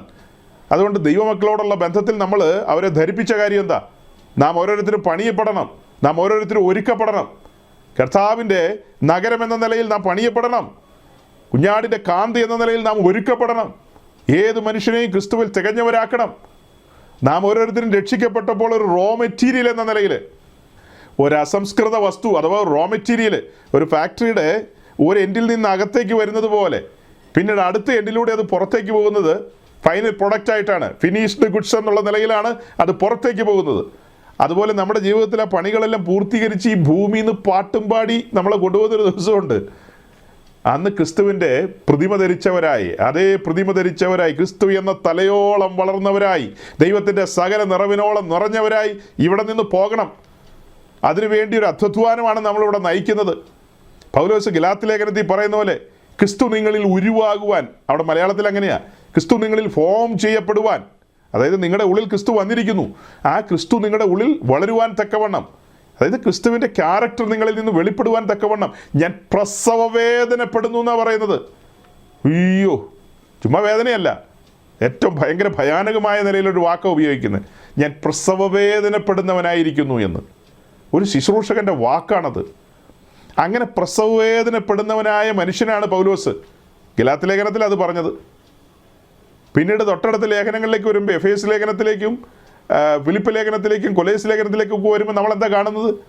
എഫേസ് ലേഖനത്തിലേക്ക് വരുമ്പോൾ നമുക്ക് വ്യക്തമായി ബോധ്യം തരികയാണ്, ഈ പ്രസവ വേദനയുടെ കൂടെയാണ് താൻ പറയുന്നത്, നമുക്ക് പോരാട്ടമുണ്ട് സഹോദരങ്ങളെ. എനിക്ക് മാത്രമല്ല, നിങ്ങൾക്കും പോരാട്ടമുണ്ട്. നമ്മൾ ഒരുമിച്ച് പോർക്കളത്തിലാണെന്നാണ് ഓർമ്മിപ്പിക്കുന്നത്. ഈ ജനത്തെക്കുറിച്ച് ആ ഭാരം, ആ പ്രസവ വേദന എടുക്കുന്ന ഭക്തനായ മനുഷ്യൻ പറയാണ്, നമുക്ക് പോരാട്ടമുണ്ട്. ആ പോരാട്ടത്തിൽ നിൽക്കുമ്പോഴാണ് താൻ പറയുന്നത് ഫിലിപ്പി ലേഖനത്തിലേക്ക് വരുമ്പോൾ, ക്രൂശിൻ്റെ ശത്രുക്കൾ അനവധിയാണ്, നമുക്ക് അവരോട് പോരാട്ടമുണ്ട്. എന്ന് വെച്ചാൽ മനുഷ്യരോടല്ല, ക്രൂശിൻ്റെ ശത്രുക്കൾ എന്നൊക്കെ പറഞ്ഞ് നമ്മൾ ഈ ആളുകളെയൊക്കെ കാണിച്ചാലും ഈ ഇപ്പം പലരുടെയും പേരൊക്കെ നമ്മൾ പറയും. നമ്മളിവിടെ പലരുടെ എന്ന് പറഞ്ഞാൽ അങ്ങനെ ഡസൻ കണക്കിനൊന്നും പറയുന്നില്ല. ആകെ നമ്മളൊരു 4-5 പേരുടെ പേരെ ഇവിടെ ആകെ പറഞ്ഞിട്ടുള്ളൂ. അതേസമയം ഭാരതത്തിൽ ലക്ഷക്കണക്കിന് പാസ്റ്റർമാരുണ്ട്, അവരുടെ ഒന്നും പേര് നമ്മൾ പറഞ്ഞിട്ടില്ല. ഒരു 3-4 പേരുടെ ശുശ്രൂഷയെ അവരുടെ ഉപദേശങ്ങളും ചൂണ്ടിക്കാണിച്ചിട്ടാണ് പറയുന്നത് അപകടമാണ്, സൂക്ഷിക്കണം, മുന്നറിയിപ്പാണ്. അടുത്ത വളവിൽ ആനയുണ്ടെന്നൊക്കെ ബോർഡ് കണ്ടിട്ടില്ലേ? വണ്ടി സൂക്ഷിച്ച് ഓടിക്കണം, അടുത്ത വളവിൽ പടയപ്പ നിപ്പുണ്ടെന്ന്. അതുപോലെ ഇതെല്ലാം പടയപ്പകൾ, അതിനെ കൊമ്പി കുത്തി കോർക്കും ഇവന്മാർ. ഇതൊന്നും പരിശുദ്ധാത്മാവിലല്ല, അറിയാവുന്നതുകൊണ്ടാണ് പറഞ്ഞു തരുന്നത്. ഈ കൂട്ടത്തിലൊക്കെ സഞ്ചരിച്ചിട്ടുള്ളവനാ. അല്ലാതെ ഇതൊന്നും അറിയാത്ത പെട്ടെന്ന് ഒരു പാസ്റ്റർ ഓടി വന്നിട്ട് അത് ശരിയല്ല ഇത് ശരിയല്ലെന്നൊന്നും പറയുന്നതല്ല.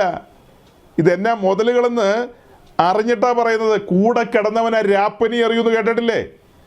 കൂടെ കിടന്നവന് രാപ്പനി അറിയാമെന്ന്. ഇതെല്ലാം അറിഞ്ഞും കണ്ടും കേട്ടിട്ട് വന്നാ ഈ പറയുന്നത്. ഈ എന്നെ ക്രിട്ടിസൈസ് ചെയ്യുന്ന പാസ്റ്റർമാരുണ്ട്, അവർക്കിത് എന്നെ സാധനം ഒന്നും പിടികിട്ടിയിട്ടില്ല. ഞാനിരുന്ന് ചിരിക്കുന്നത് എന്നാന്നറിയാവോ? ഈ പുള്ളികൾക്കൊന്നും ഇത് എന്നാ സംഭവം ഒന്നും മനസ്സിലായിട്ടില്ല. അവർക്കിത് മനസ്സിലായിട്ടില്ല. അവർ വിചാരിക്കുന്നത് ചുമ്മാ പൊട്ടാസാന്ന്. അത് പൊട്ടാസൊന്നുമല്ല. ഇത് സംഭവം വലിയ ഗുണ്ട് പൊട്ടണ കണ്ടിട്ടുണ്ടോ? തൃശ്ശൂർ പൂരത്തിന്, തൃശ്ശൂർ പൂരം കണ്ടിട്ടുണ്ടോ? ആർക്കറിയാം. അതുപോലെ ചുമ്മാ പൊട്ടാസല്ല ഇത്. ഈ സാധനവും ഇതിൻ്റെ പിറകിലൊക്കെ വ്യാപരിക്കുന്ന സ്പിരിറ്റ് വേറെയാ. ഓക്കെ, പറഞ്ഞത് എന്താ? പ്രസവ വേദനപ്പെടുന്നവനായ ഒരു ശുശ്രൂഷകൻ തൻ്റെ ജനത്തിന് മുന്നറിയിപ്പ് കൊടുക്കുകയാണ്, പോരാട്ടമുണ്ട്, ക്രൂശിൻ്റെ ശത്രുക്കൾ അല്ലേ? ഇങ്ങനെ പല കാര്യങ്ങളാണ് പറയുന്നത്. ഇതെല്ലാം പറഞ്ഞിട്ടാണ് പറയുന്നത് കൊലോസ്യ ലേഖനത്തിൽ, ഏത് മനുഷ്യനെയും ക്രിസ്തുവിൽ തികഞ്ഞവനാക്കണം, അതിനുവേണ്ടി ഞാൻ പോരാടിക്കൊണ്ട് അധ്വാനിക്കുകയാണെന്ന്. ഏത് മനുഷ്യനെയും ക്രിസ്തുവിൽ തികഞ്ഞവനാക്കണം, അതിനുവേണ്ടി പോരാടിക്കൊണ്ട് അധ്വാനിക്കുന്നു. എന്താ വിചാരിച്ചത്? ചുമ്മാ രക്ഷിക്കപ്പെട്ട് സ്നാനപ്പെട്ടെങ്കിൽ വന്നു കഴിഞ്ഞാൽ ഉടനെ പിടിച്ച് സിംഹാസനത്തിൽ കയറ്റിയിരുത്തുമെന്നാണോ? ഒന്നുമല്ല.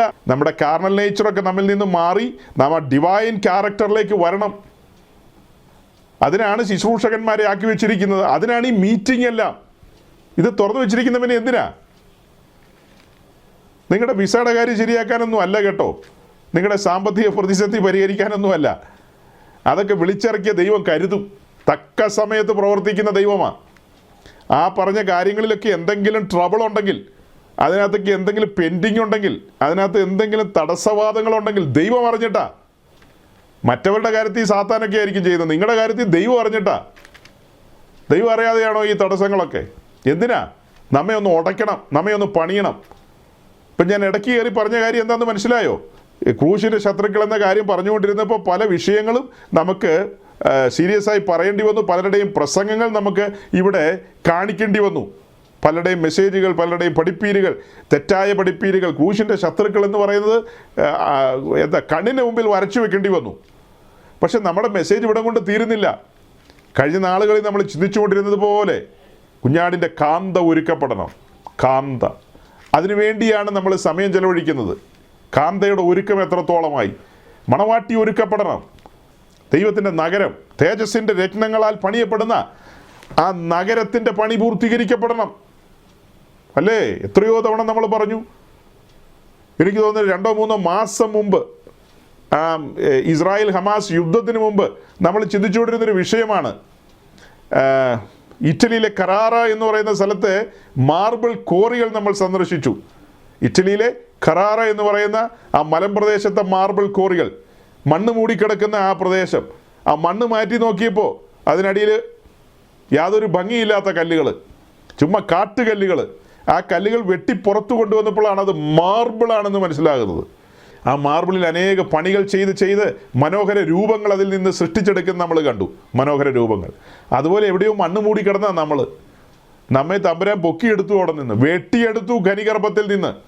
എന്തിനാ? ഖനിഗർഭത്തിൽ നിന്ന് വെട്ടിയെടുത്ത് ചുമ്മാ ഇങ്ങനെ കൊണ്ടുവന്ന് ഷോക്കേസിൽ വെക്കാനാണോ? അതായത് അങ്ങനെ വെട്ടിയെടുത്ത ആ പാറയിൽ, നാമാകുന്ന മാർബിൾ പാറയിൽ ശില്പിക്ക് ബോധിച്ചതുപോലെയുള്ള രൂപമാണ് കൊത്തിയെടുക്കുന്നത്. അതിൻ്റെ പണി പൂർത്തീകരിക്കപ്പെട്ട് കഴിയുമ്പോൾ ശില്പിയുടെ തന്നെ രൂപം അതിനകത്ത് പ്രതിബിംബിക്കുന്നത്. അല്ലേ?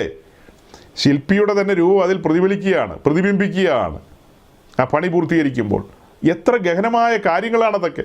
നമ്മുടെ ചിന്താമണ്ഡലത്തെ പിടിച്ച് ഉലയ്ക്കുന്ന കാര്യങ്ങളല്ലേ അത്. ക്രിസ്ത്യാനിത്വത്തിൻ്റെ മഹത്വം. ഇത് കുഞ്ഞുകളിയല്ല, ഇത് സീരിയസ് ആണെന്നൊക്കെയല്ലേ നമ്മൾ പറഞ്ഞത്. അതിനിടയിലാണ് വഞ്ചകരെയും വ്യാജന്മാരെയും തുറന്നു കാണിച്ചത്. അത് നമ്മുടെ ഉത്തരവാദിത്വമായതുകൊണ്ട് അങ്ങനെ ചെയ്തത്. നമ്മുടെ ഉത്തരവാദിത്വമായതുകൊണ്ടാണ് ആ കാര്യങ്ങളെ പറഞ്ഞത്. ഞാൻ മടങ്ങി വരികയാണ്. ലേവ്യ പുസ്തകം 9:23-24. എന്താ നിങ്ങൾ ഇതിൽ നിന്ന് മനസ്സിലാക്കിയത്? രക്ഷിക്കപ്പെടുക, സ്നാനപ്പെടുക, ബോധിച്ചതുപോലെയൊന്നും നടക്കാൻ പറ്റില്ലെന്ന്. സമർപ്പിത ജീവിതമായിരിക്കണം. എങ്കിൽ മാത്രമേ ദൈവതേജസ് അതിലേക്ക് ഇറങ്ങൂ. ആദ്യപടി നിങ്ങളുടെ ജീവിതത്തിൽ ദൈവം പ്രസാദിക്കണം. ചിലർ പറയും ആരാധനയെക്കുറിച്ചൊക്കെ പറയുമ്പോൾ നന്നായിട്ട് ജീവിക്കുന്നത് ആരാധന എന്നൊക്കെ. ഇതൊന്നും അറിഞ്ഞിട്ടൊന്നുമല്ല, ചുമ്മാ തട്ടിവിടുക. ആരുടെയോ പ്രസംഗം കേട്ടിട്ട് കുറേ ബുദ്ധിരാക്ഷസന്മാരിങ്ങനെ ഇടയ്ക്ക് പറയുന്നത് കേട്ടിട്ടുണ്ട്. നന്നായിട്ട് ജീവിച്ച അതാണ് ആരാധന എന്നൊക്കെ.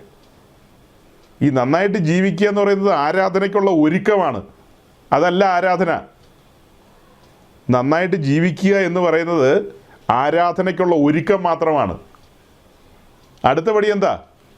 അവിടെ നന്നായിട്ട് ജീവിച്ച ദൈവം പ്രസാദിക്കും, ദൈവ സാന്നിധ്യം. അടുത്തത് ആരാധനയുടെ ആദ്യപടിയാണ് സ്തോത്രയാഗം. അത് കഴിഞ്ഞ് പരിമള ധൂപാർപ്പണമുണ്ട്. അല്ലാതെ നന്നായിട്ട് ജീവിച്ച് മൗനീഭാവിയായിട്ട് ഒന്നും മിണ്ടാതെ ഇങ്ങനെ അങ്ങോട്ട് പോയി ഇങ്ങോട്ട് പോയി, അതാണോ ആരാധന? ഇതൊക്കെ ആര് പഠിപ്പിച്ചപ്പ? വളരെ വ്യക്തമായ പഠനമായി മുമ്പിൽ കൊണ്ടുവരുന്നത്. നമ്മളുടെ ജീവിതം ഒരുക്കമുള്ളതായിരിക്കണം. വിശ്വസ്തരായി വിശുദ്ധരായി ജീവിക്കണം. അങ്ങനെ ജീവിക്കുമ്പോൾ ദൈവം നമ്മിൽ പ്രസാദിക്കും. തൻ്റെ സാന്നിധ്യം ഇതിനകത്ത് വെളിപ്പെടും. അടുത്തപടി ആരാധനയിലേക്ക് നീങ്ങുകയാണ്. യാഗപീഠത്തിൽ യാഗവസ്തുവുണ്ട്. അത് പ്രമാണപ്രകാരമാണെങ്കിൽ നിശ്ചയമായും തീ പുറപ്പെടും. അത് യഹോവയുടെ പ്രസാദാഗ്നിയാണ്. ദൈവം സംപ്രീതനായിരിക്കുന്നു. അത് കോപാഗ്നിയല്ല. അഗ്നിക്കാരെല്ലാം കേട്ടോണം. നമ്മൾ പർവ്വതത്തിലെ മാതൃക പ്രകാരം നമ്മുടെ ജീവിതത്തെ ഒരുക്കുകയാണെങ്കിൽ ദൈവ സാന്നിധ്യം നാം അനുഭവിക്കും. അടുത്ത് നമ്മൾ കാണുന്ന യാഗപീഠത്തിൽ യാഗമൃഗം അതിൻ്റെ നിയമാവലി പ്രകാരമാണ് യാഗപീഠത്തിൽ കിടക്കുന്നത്. പറഞ്ഞതുപോലെ യാഗമൃഗത്തെ കൊണ്ടുവരുമ്പോൾ നോക്കും, ഊനമുണ്ടോ എന്ന് നോക്കും. അതാണ് ആദ്യപടി. 2 അതിനെ അറുക്കും. 3 അതിൻ്റെ തോലുരിക്കും. 4 അതിനെ ഖണ്ഡമായി നുറുക്കും. അത് കഴിഞ്ഞ് അതിൻ്റെ അകത്തെ പാർട്സ്, ഇൻവേർട്സ്, അകത്തുള്ള കാര്യങ്ങളെല്ലാം വെള്ളത്തിൽ വീണ്ടും കഴുകും. കഴുകി കഴിഞ്ഞിട്ട് വീണ്ടും ഉറ്റു നോക്കും. ഒന്നുകൂടെ നോക്കും, പുറമേ നോക്കും, അകമേ നോക്കും. 2 പ്രധാനപ്പെട്ട കാര്യം ഇപ്പോൾ പറഞ്ഞത്. ഒന്ന്, യാഗമൃഗത്തെ കൊണ്ടുവരുമ്പോൾ ബാഹ്യമായി നോക്കും, ഊനമുണ്ടോ എന്ന് നോക്കും. അത് ഊനമുണ്ടോ, ഏതെങ്കിലും തരത്തിൽ ഊനമുണ്ടോ എന്ന് നോക്കും. ഇല്ലെന്ന് ഉറപ്പ് വരുത്തി കഴിഞ്ഞാൽ മാത്രമേ ദൈവസന്നിധിയിലേക്ക് കൊണ്ടുവരൂ. അത് കഴിഞ്ഞിട്ടാണ് ഇപ്പോൾ പറഞ്ഞ ഓരോരോ പടികൾ. അതിൽ ഒടുവിലേക്ക് പറഞ്ഞു വന്നപ്പോഴാണ് പറഞ്ഞത് അത് ഖണ്ഡമായി നുറുക്കും. എന്നിട്ട് അതിൻ്റെ അകത്തെ പാർട്സ്, ഇൻവേർട്സ്, അകത്തുള്ള വിലപ്പെട്ട കാര്യങ്ങൾ, ഈ കിഡ്നി, പിന്നെ ചങ്കും കരളെന്നൊക്കെ നമ്മൾ പറയുമല്ലോ, അങ്ങനെയുള്ള അകത്തുള്ള പാർട്സൊക്കെ അതെല്ലാം വീണ്ടും വെള്ളത്തിൽ കഴുകും, എന്നിട്ട് ഒന്നുകൂടെ ഉറ്റുനോക്കും, എന്നിട്ടാ ബലിപീഠത്തിലേക്ക് വെക്കുന്നത്. വലിയവനായ ദൈവത്തിൻ്റെ സന്നിധിയിൽ ആരാധനയ്ക്ക് വരുന്ന ഒരു ആരാധനക്കാരനെ പുറമെ നിന്നും അകമെ നിന്നും നോക്കും. പുറമെ നിന്നും അകമെ നിന്നും നോക്കും. ഊനമുണ്ടോ എന്ന് നോക്കും. ഊനമുള്ളത് അർപ്പിച്ചാലുണ്ടല്ലോ കഠിനമായിരിക്കും ശിക്ഷ. ഊനമുള്ളത് അർപ്പിച്ചാൽ ശിക്ഷ കഠിനമായിരിക്കും. അപ്പം ആരാധനയോടുള്ള ബന്ധത്തിലാണ് ഞാൻ പറഞ്ഞത്. ആരാധനയോടുള്ള ബന്ധത്തിൽ അതിൻ്റെ ക്രമമാണ് പറഞ്ഞത്. യാഗാർപ്പണം, ധൂപാർപ്പണം, ഇത് രണ്ടും കൂടെ കഴിയുമ്പോഴാണ് ആരാധന പൂർത്തിയാകുള്ളൂ. അല്ലാതെ നമ്മളൊരു ഉറുമ്പിനെ പോലും നോവിക്കാതെ മര്യാദയ്ക്ക് നടന്നെന്ന് പറഞ്ഞാൽ അത് ആരാധനയാകില്ല. അത് ആരാധനയ്ക്കുള്ള ഒരുക്കം മാത്രമാണ്. ഞാൻ പിന്നാലെ അതിനെക്കുറിച്ച് കൂടുതൽ വിശദമായി വിശദീകരിച്ചോളാം. ഇന്നല്ല, ആരാധനയുടെ വിഷയം വരുമ്പോൾ വിശദമായി വിശദീകരിക്കാം. അപ്പോൾ ഇന്ന് മനസ്സിലാകാത്തവർ അവിടെ വെച്ച് കൂടുതലും മനസ്സിലാക്കിക്കൊള്ളുക. ഓക്കെ, ഇനി അടുത്ത ക്രമം പറയാം. ഇപ്പം നമ്മളൊരു വീഡിയോ കണ്ടു. ആ വീഡിയോയിലൂടെ അതിപരിശുദ്ധ സ്ഥലത്ത് ദൈവ സാന്നിധ്യം, അവിടെ നിന്ന് തീ പുറപ്പെട്ട് യാഗപീഠത്തിലെ യാഗവസ്തുവിനെ ദഹിപ്പിച്ചു, ഹോമയാഗം ദഹിപ്പിച്ചു. ഹോമയാഗത്തിൽ ദൈവം പ്രസാദിച്ചു. അവിടെ ദൈവത്തിൻ്റെ പ്രസാദമാണ് വെളിപ്പെട്ടത്. പ്രസാദകരമായ അഗ്നിയാണ് അവിടെ വെളിപ്പെടുന്നത്. ദൈവം സംപ്രീതനാകുകയാണ്, യാഗം സ്വീകരിക്കുകയാണ്. യഹോവയായ ദൈവം യാഗം സ്വീകരിക്കുകയാണ്. ദൈവസന്നിധിയിൽ നിന്നാണ് തീ പുറപ്പെടുന്നത്. അങ്ങനെ യാഗപീഠത്തിൽ കത്തിയ തീ ഒരിക്കലും കെട്ടുപോകാൻ പാടില്ല. ലേവ്യ പുസ്തകം 6:13 നമുക്ക് പരിചിതമായ വാക്യമാണ്. എടുത്ത് വായിക്കേണ്ട കാര്യം പോലുമില്ല. അതുപോലെ കാണാപ്പാടമാണ് എല്ലാവർക്കും. യാഗപീഠത്തിന്മേൽ തീ കെട്ടുപോകാതെ എപ്പോഴും കത്തിക്കൊണ്ടിരിക്കണം. ഓർക്കണം, ഈ തീ എവിടെ നിന്ന് വന്ന തീയാ? ഇത് ഉയരത്തിലെ തീയാണ്. ഉയരത്തിലെ തീയാണ്. ഈ തീ ഒരിക്കലും കെട്ടുപോകരുത്. കെട്ടാൽ ഇസ്രായേലിൻ്റെ കാര്യം തീർന്നു. ഈ തീ കെടാതെ സൂക്ഷിക്കണം. യാഗപീഠത്തിൽ കത്തിയ ഈ തീയ് അവരുടെ പ്രയാണത്തിൽ തീ കലശത്തിലേക്ക് മാറ്റും, അഥവാ ഫയർ പാനിലേക്ക് മാറ്റും. അതിൻ്റെ ഒരു വിശദമായ പഠനത്തിലേക്കൊന്നും നമ്മൾ പോകുന്നില്ല. നമ്മൾ അഗ്നിയിലേക്ക് മാത്രം ഒതുങ്ങാൻ പോവുക. വേഗത്തിൽ ഞാൻ അവസാനിപ്പിക്കും. അപ്പോൾ ഈ അഗ്നി എവിടെ നിന്ന് കത്തി എന്നുള്ളതാണ് ഇപ്പോൾ നിങ്ങളുടെ മുമ്പിൽ കൊണ്ടുവന്നത്. ഈ അഗ്നി എവിടെ നിന്ന് വന്നെന്ന് മനസ്സിലാക്കുക. ഉയരത്തിലെ തീയാണത്. ഉയരത്തിലെ തീ ജനറലായിട്ട് പറയുമ്പോൾ നമ്മൾ അങ്ങനെയാണ് പറയുന്നത്. ഉയരത്തിലെ തീയാണ് അവിടെ കത്തിയത്. അങ്ങനെ കത്തിയ തീ ഒരിക്കലും കെട്ടുപോകാൻ പാടില്ല. യാഗപീഠത്തിൽ തീ കത്തിയിരിക്കുന്നു. അടുത്തപടി എന്താ ഇതിനെക്കുറിച്ച് പറയുന്നത്? ദൈവസന്നിധിയിലേക്ക് കടന്നു വരുമ്പോൾ അന്യാഗ്നിയുമായിട്ട് വരരുത്. അന്യാഗ്നിയുമായിട്ട് വരരുത്. അതിൻ്റെ അർത്ഥം ഈ യാഗപീഠത്തിൽ വേറെ തീയൊന്നും കൊണ്ടുവരരുതെന്നല്ല അതിൻ്റെ അർത്ഥം. നമ്മൾ ലേവ്യ പുസ്തകം 10-ാം അധ്യായത്തിൽ കണ്ടപ്പോൾ അന്യാഗ്നിയുമായിട്ട് നാദാബും അബീഹുവും വന്നെന്ന് പറയുമ്പോൾ ചിലപ്പോൾ ആരെങ്കിലും തെറ്റിദ്ധരിച്ചിട്ട് ഈ യാഗപീഠത്തിൽ വേറെ എവിടുന്നോ തീ കൊണ്ടുവന്നു എന്ന് ചിന്തിക്കും. അങ്ങനെയല്ല. യാഗപീഠത്തിൽ ഓൾറെഡി തീ കത്തുന്നുണ്ട്. യാഗപീഠത്തിൽ തീ കത്തുന്നുണ്ട്. തീയുമായി ബന്ധപ്പെട്ട് ഏറ്റവും സീരിയസ് ആയൊരു ശുശ്രൂഷ നടക്കുന്നൊരു ഇടമാണ് വിശുദ്ധ സ്ഥലത്തുള്ള ഇൻസെൻസ് ഓൾട്ടർ, അഥവാ സുഗന്ധ ധൂപപീഠം. ആ ധൂപപീഠത്തിൽ കൊണ്ടുവന്ന് ധൂപം അർപ്പിക്കണമെങ്കിൽ ഈ യാഗപീഠത്തിൽ കത്തിയ തീയിൽ നിന്ന് തീക്കനൽ എടുത്തുകൊണ്ട് പോയി അവിടെ വിരിക്കണം. അഥവാ തീക്കനൽ നമുക്കറിയാലോ. ഈ ചിരട്ടയുടെ കരിയൊക്കെ നമുക്കറിയാലോ. കത്തി നിൽക്കുന്ന തീക്കനൽ നമുക്കറിയാം. അതുകൊണ്ട് അത് മനസ്സിലേക്ക് അങ്ങ് വന്നാൽ മതി. അപ്പോൾ ഇവിടെ കത്തിയ വിറകിൻ്റെ തീക്കനൽ ഇവിടെ നിന്ന് എടുത്തുകൊണ്ട് പോയി. അതിനൊക്കെ ഉപകരണങ്ങളുണ്ട്. യാഗപീഠത്തിൽ 5 ഉപകരണങ്ങളാണ് ഉപയോഗിക്കുന്നത്. 5 ഉപകരണങ്ങൾ. ആ 5 ഉപകരണങ്ങളും പുതിയ നിയമസഭയിലെ ശുശ്രൂഷകന്മാരെയാണ് കാണിക്കുന്നത്. 5 ഉപകരണങ്ങൾ. യാഗപീഠത്തിലെ ശുശ്രൂഷ കഴിഞ്ഞാൽ ഈ 5 ഉപകരണങ്ങളും ഇതിനകത്ത് വെച്ച് മൂടി വയ്ക്കാം. ഈ യാഗപീഠത്തിൻ്റെ അകം പൊള്ളയാണ്. അതിനകത്തേക്ക് ഈ 5 ഉപകരണത്തിൽ 5ഉം വെക്കില്ല, 4 വെക്കുകയുള്ളൂ. കാരണം യാത്ര പോകുമ്പോൾ 5 വെക്കില്ലെന്ന് പറഞ്ഞ് ഇവിടെയൊക്കെ ഒത്തിരി ചോദ്യം ചോദിക്കാമായിരുന്നു നിങ്ങളോട്. സമയമില്ലാത്തതുകൊണ്ട് ചോദിക്കുന്നില്ല. നിങ്ങളെ ഞാൻ വെറുതെ വിട്ടിരിക്കുന്നു. അപ്പോൾ അങ്ങനെ ഈ 5 ഉപകരണങ്ങളിൽ 4 എണ്ണം ഇതിനകത്ത് വെക്കാം, 1 എണ്ണം പുറത്തായിരിക്കും. 1 എണ്ണം. അതായത് മാളിക മുറിയിൽ നമ്മൾ പന്തിരുവരെ കാണുന്നു. അതിന് നടുവിൽ നിന്ന് ഒരു പത്രോസ് എഴുന്നേറ്റ് നിന്നു. ബാക്കി 11 പേരും പുറകിൽ പത്രോസിനെ സപ്പോർട്ട് ചെയ്തുകൊണ്ട് ആത്മാവിൽ സ്തോത്രം ചെയ്തുകൊണ്ടിരിക്കുകയായിരുന്നു. ബാക്കിയുള്ളവർ ക്രിസ്തുവിൽ മറഞ്ഞിരിക്കുന്നു. ഒരുവൻ പുറത്തേക്ക് തല നീട്ടിക്കൊണ്ടുവരുന്നു. അങ്ങനെ മനസ്സിലാക്കുക. അല്ലെങ്കിൽ ഈ 5 വിധ ശുശ്രൂഷകരും ക്രിസ്തുവിൽ മറഞ്ഞിരിക്കുകയാണ്. അതിൽ ഒരുവനെ കർത്താവ് പുറത്തേക്ക് കൊണ്ടുവരികയാണ്. ബാക്കി 4 പേരും അതിനകത്ത്. ഈ യാഗപീഠം എന്താ കാണിക്കുന്നത്? ക്രൂശിക്കപ്പെട്ട ക്രിസ്തുവിനെയല്ലേ കാണിക്കുന്നത്. അതായത് ക്രൂശിക്കപ്പെട്ട ക്രിസ്തുവിൽ മറഞ്ഞിരിക്കുകയാണ് തൻ്റെ ശുശ്രൂഷകന്മാർ. അതിൽ നിന്ന് ഒരുവനെ പുറത്തേക്ക് കൊണ്ടുവരുന്നു. ബാക്കിയുള്ളവർ ആ സമയത്ത് എന്ത് ചെയ്യണം? സ്തോത്രം ചെയ്തുകൊണ്ടിരിക്കണം. കർത്താവാണ് ശുശ്രൂഷയ്ക്ക് ഓരോരുത്തരെ പുറത്തേക്ക് കൊണ്ടുവരുന്നത്. ഏതെങ്കിലും സംഘടനകളോ അല്ലെങ്കിൽ ആരെങ്കിലും അങ്ങനെ ഇങ്ങനെയൊന്നും അല്ല കൊണ്ടുവരുന്നത്. അങ്ങനെ കൊണ്ടുവന്നാലൊന്നും ചോദിക്കാൻ പോകുന്നില്ല. അവരൊക്കെയാണ് ഈ ആളുകളെ കുഴി ചാടിക്കുന്നത്. വാസ്തവത്തിൽ കർത്താവ് പുറത്തേക്ക് കൊണ്ടുവരുന്നവനാണെങ്കിൽ അവൻ വെളിപ്പാടുകൾ പറയും. സഭയെക്കുറിച്ച്, ക്രിസ്തുവിനെക്കുറിച്ച്, സഭയുടെ ഭാവി മഹത്വത്തെക്കുറിച്ചൊക്കെ വെളിപ്പാടുകൾ പറഞ്ഞുകൊണ്ടിരിക്കും. അല്ലാത്തവർ ചിലപ്പോൾ വെളിവുകളും പറയും. അപ്പോൾ ഈ പറഞ്ഞ രീതിയിലാണെങ്കിൽ യാഗപീഠത്തിൽ തീ കത്തിയിരിക്കുന്നു, യാഗപീഠത്തിൽ തീ കത്തിയിരിക്കുന്നു. നിങ്ങൾ കണ്ടു അതൊക്കെ കത്തുന്നതൊക്കെ. ഇനിയിപ്പോൾ പടം കാണിച്ച് സമയം കളയണ്ട. അപ്പോൾ അങ്ങനെ ആ കത്തിയ തീയിൽ നിന്ന്, തീയല്ല തീക്കനൽ, തീ എടുത്തുകൊണ്ട് പോവല്ല, തീക്കനൽ എടുത്തുകൊണ്ട് വന്ന് ധൂപപീഠത്തിൽ നിരത്തും. എന്നിട്ട് ധൂപപീഠത്തിൽ 5 വിധ സുഗന്ധവർഗ്ഗങ്ങൾ അല്ലെങ്കിൽ 4 വിധ സുഗന്ധവർഗ്ഗങ്ങളും ഉപ്പും കൂടെ ചേർത്ത് അത് നേർമയായി പൊടിച്ച് ഈ തീക്കനലിൻ്റെ മുകളിൽ നിരത്തും. അങ്ങനെയാണ് ധൂപം അർപ്പിക്കുന്നത്. ധൂപാർപ്പണം എന്ന് പറയുന്നത് അതാണ് സമാഗമന കൂടാരത്തിലെ അല്ലെങ്കിൽ യെരുശലേം ദേവാലയത്തിലെ ശുശ്രൂഷകളിൽ ഏറ്റവും ഗംഭീര ശുശ്രൂഷ എന്ന് പറയുന്നത്. യാഗാർപ്പണം, അത് കഴിഞ്ഞ് ധൂപാർപ്പണം. പല ശുശ്രൂഷകളുണ്ട്. ഏറ്റവും ഗംഭീരമായ, ഏറ്റവും സീരിയസ് ആയ ശുശ്രൂഷ എന്ന് ചോദിച്ചാൽ ധൂപാർപ്പണമാണ്. ധൂപാർപ്പണത്തിന് വരുന്ന പുരോഹിതൻ ഭയന്നാണ് ധൂപപീഠത്തിൻ്റെ ചുവട്ടിൽ നിൽക്കുന്നത്. ഒരു തരം വിറയലോടുകൂടി നിൽക്കുന്നു എന്ന് വേണമെങ്കിൽ പറയാം. കാരണം ആ ധൂപാർപ്പണത്തിൽ വലിയവനായ ദൈവം സംപ്രീതനായില്ലെങ്കിൽ, ചെയ്യുന്ന കാര്യങ്ങൾ ക്രമപ്രകാരം അല്ലെങ്കിൽ പാളിച്ചകൾ പറ്റിയാൽ മടങ്ങി വീട്ടിൽ പോകേണ്ടി വരില്ല. അതാണ് സംഭവം. ഇതാണ് അതിൻ്റെ ഒരു ക്രമം. ഇപ്പോൾ കാര്യം മനസ്സിലായല്ലോ. യാഗപീഠത്തിൽ ഓൾറെഡി തീ കത്തിക്കഴിഞ്ഞു. യാഗപീഠത്തിൽ കത്തിയ തീയിൽ നിന്ന് ഉത്ഭവിക്കപ്പെട്ട തീക്കനലാണ് ധൂപപീഠത്തിൽ കൊണ്ടുവരേണ്ടത്. അതാണ് അഗ്നി എന്ന് പറയുന്നത്. അതാണ് യഹോവയുടെ അഗ്നി. അതിന് പകരം വേറെ സോഴ്സിൽ നിന്ന്, ഔട്ട്സൈഡിൽ നിന്ന് തീ ഇതിനകത്തേക്ക് കൊണ്ടുവന്നാൽ, അതായത് യാഗപീഠത്തിൻ്റെ സൈഡിലൂടെ വേറെ തീയുമായിട്ട് ധൂപപീഠത്തിലേക്ക് വന്നാൽ അവൻ പിടഞ്ഞു മരിക്കണം. ഇവിടെ നിന്ന് ഒത്തിരി പറയാനുണ്ടായിരുന്നു, സമയം പോയി. നാദാബും അബീഹുവും ഈ പ്രമാണം അറിഞ്ഞവരാണ്. അവരെ സംബന്ധിച്ചുള്ള ഒരു പശ്ചാത്തലം ഞാൻ നിങ്ങളുടെ മുമ്പിൽ തുറന്നു കൊണ്ടുവന്നു. നോക്കണം.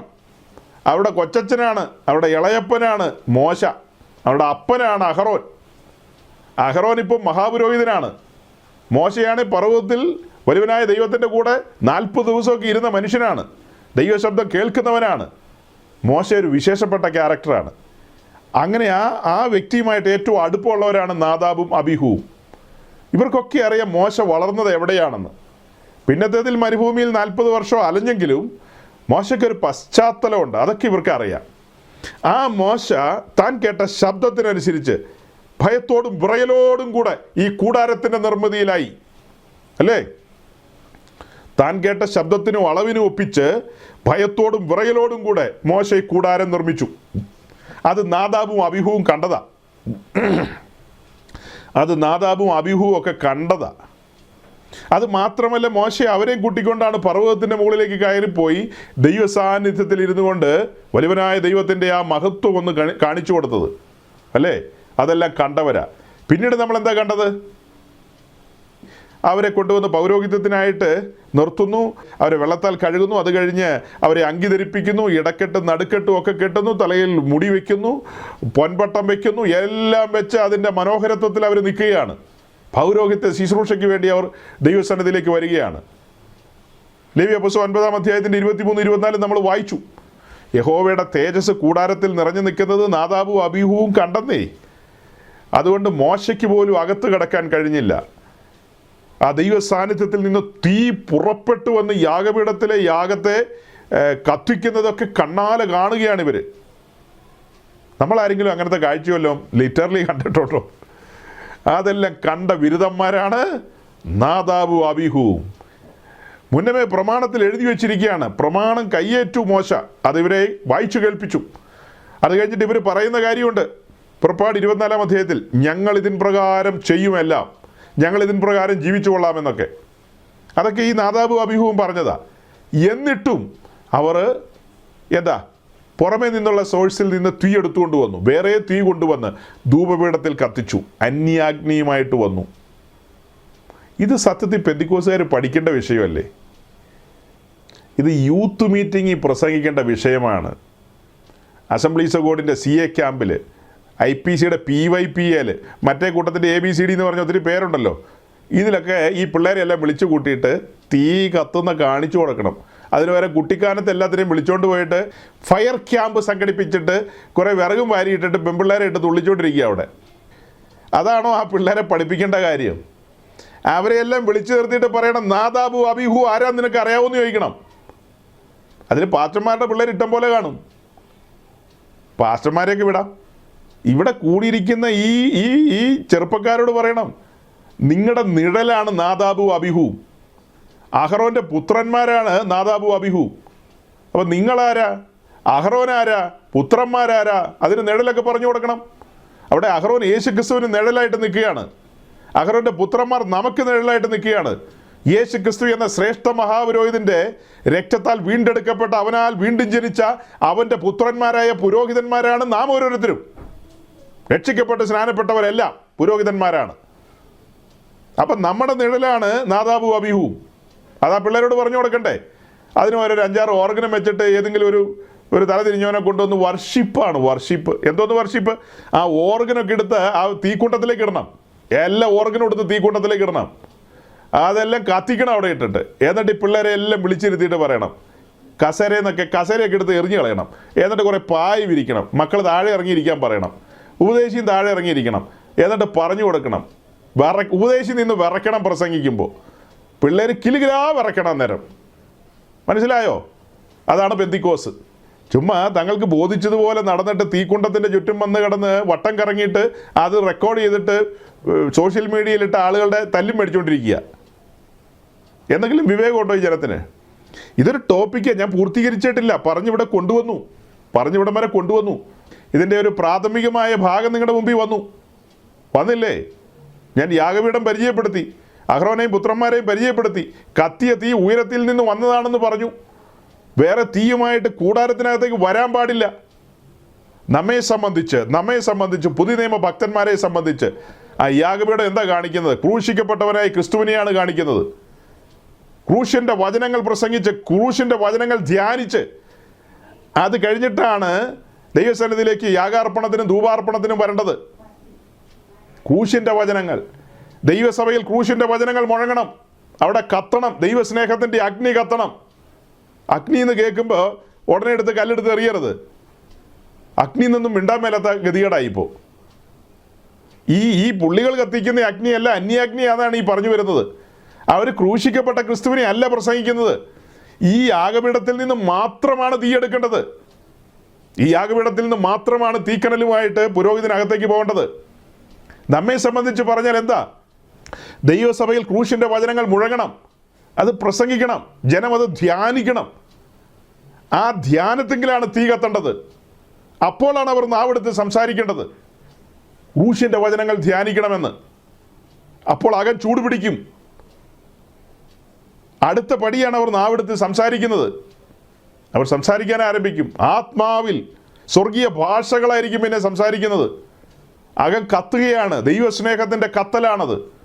മാളിക മുറിയിൽ വെളിപ്പെട്ട അഗ്നി കെടാതെ സൂക്ഷിക്കുകയാണ്. അപ്പോൾ ഇവിടെ വലിയൊരു വിഷയമുണ്ട്.